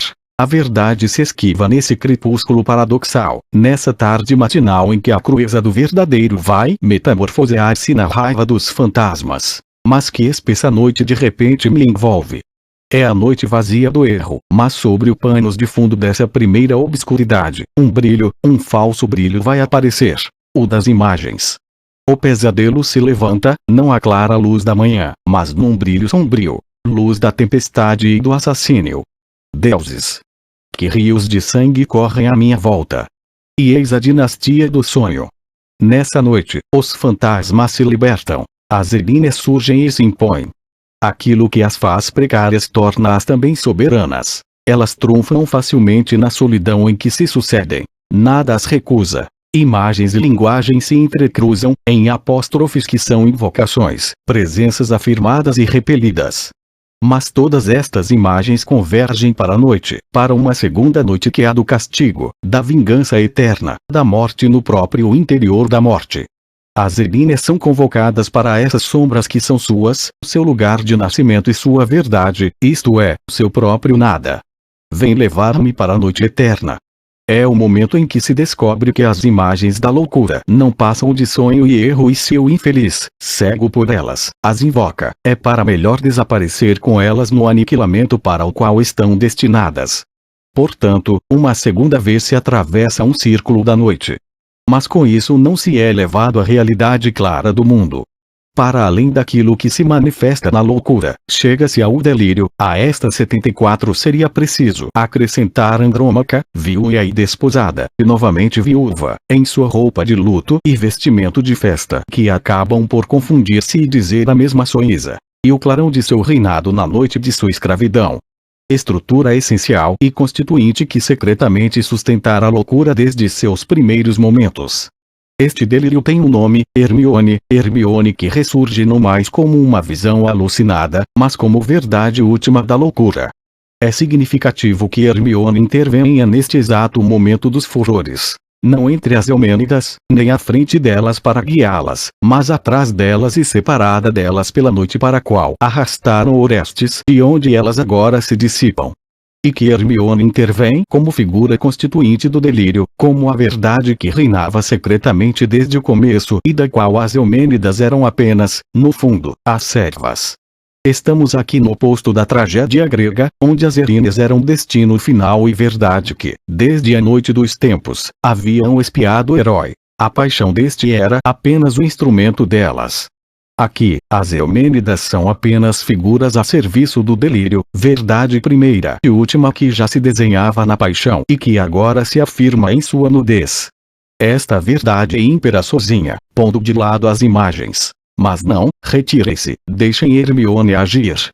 Hermione, que esteve presente desde o começo, Hermione, que sempre dilacerou Orestes, dilacerando sua razão pedaço a pedaço, Hermione, por quem ele se tornou parricida, assassino, sacrílego, descobre-se enfim como verdade e aperfeiçoamento de sua loucura. E o delírio, em seu rigor, nada mais tem a dizer além de enunciar como decisão iminente uma verdade há muito cotidiana e irrisória. E enfim, trago-lhe meu coração para que o devore. Havia dias e anos que Orestes fizera esta oferenda selvagem. Mas este princípio de sua loucura, ele o enuncia agora como fim, pois a loucura não pode ir mais longe. Tendo dito sua loucura em seu delírio essencial, ela só pode agora mergulhar numa terceira noite, aquela da qual não há retorno, a da contínua devoração. O desatino só pode aparecer por um instante, no momento em que a linguagem penetra no silêncio, em que o próprio delírio se cala, em que o coração é enfim devorado. Também nas tragédias do começo do século XVII a loucura era o desenlace do drama, mas este desenlace era feito libertando a verdade. Ela se abria ainda para uma linguagem renovada, a da explicação e do real reconquistado. Ela só podia ser, no máximo, o penúltimo momento da tragédia. Não o último, como em Andrômaca, onde nenhuma verdade é dita, no delírio, a lenda de uma paixão que encontrou, com a loucura, a perfeição de sua completude. O movimento próprio do desatino, que o saber clássico seguiu e perseguiu, já havia cumprido a totalidade de sua trajetória na concisão da palavra trágica. Após o que, o silêncio podia imperar e a loucura desaparecer na presença, sempre afastada, do desatino. O que agora sabemos do desatino permite-nos melhor compreender o que era o internamento. Esse gesto que fazia a loucura desaparecer no mundo neutro e uniforme da exclusão não assinalava um compasso de espera na evolução das técnicas médicas, nem no progresso das ideias humanitárias. Ele se reveste de seu sentido exato neste fato, que na era clássica a loucura deixou de ser o signo de um outro mundo, tendo se tornado a paradoxal manifestação do não ser. No fundo, o internamento não visa tanto suprimir a loucura, ou escorraçar da ordem social uma figura que aí não encontra lugar. Sua essência não é a conjuração desse perigo. Ele apenas manifesta aquilo que a loucura é em sua essência, uma revelação do não ser. E manifestando esta manifestação, por isso mesmo ele a suprime, pois a restitui à sua verdade de nada. O internamento é a prática que melhor corresponde a uma loucura sentida como desatino, isto é, como negatividade vazia da razão. Nele, a loucura é reconhecida como não sendo nada. Isto significa que de um lado ela é imediatamente sentida como diferença, donde as formas de julgamento espontâneo e coletivo que se pede, não dos médicos, mas dos homens de bom senso, a fim de determinar o internamento de um louco. Por outro lado, o internamento não pode ter por finalidade outra coisa que uma correção, isto é, a supressão da diferença ou a realização desse nada que é a loucura na morte. Donde esses desejos de morrer que se encontram tão frequentemente nos registros do internamento sob a pena dos guardiães e que não são, para o internamento, signo de selvageria, desumanidade ou perversão, mas estrito enunciado de seu sentido, uma operação de aniquilamento do nada. O internamento desenha, na superfície dos fenômenos e numa síntese moral apressada, a estrutura secreta e distinta da loucura. É o internamento que enraiza suas práticas nesta intuição profunda. É pelo fato de a loucura, sob o efeito do internamento, ter realmente desaparecido do horizonte clássico que ela foi, afinal, delimitada como não ser. Perguntas cujas respostas remetem-se umas às outras numa circularidade perfeita. É sem dúvida inútil perder-se no ciclo dessas formas de interrogação, ciclo que sempre recomeça. Melhor deixar a cultura clássica formular, em sua estrutura geral, a experiência que teve da loucura, e que aflora com as mesmas significações, na ordem idêntica de sua lógica interna, aqui e ali, na ordem da especulação e na ordem da instituição, no discurso e no decreto, na palavra e na palavra de ordem, por toda parte onde um elemento portador de signo pôde assumir, para nós, valor de linguagem.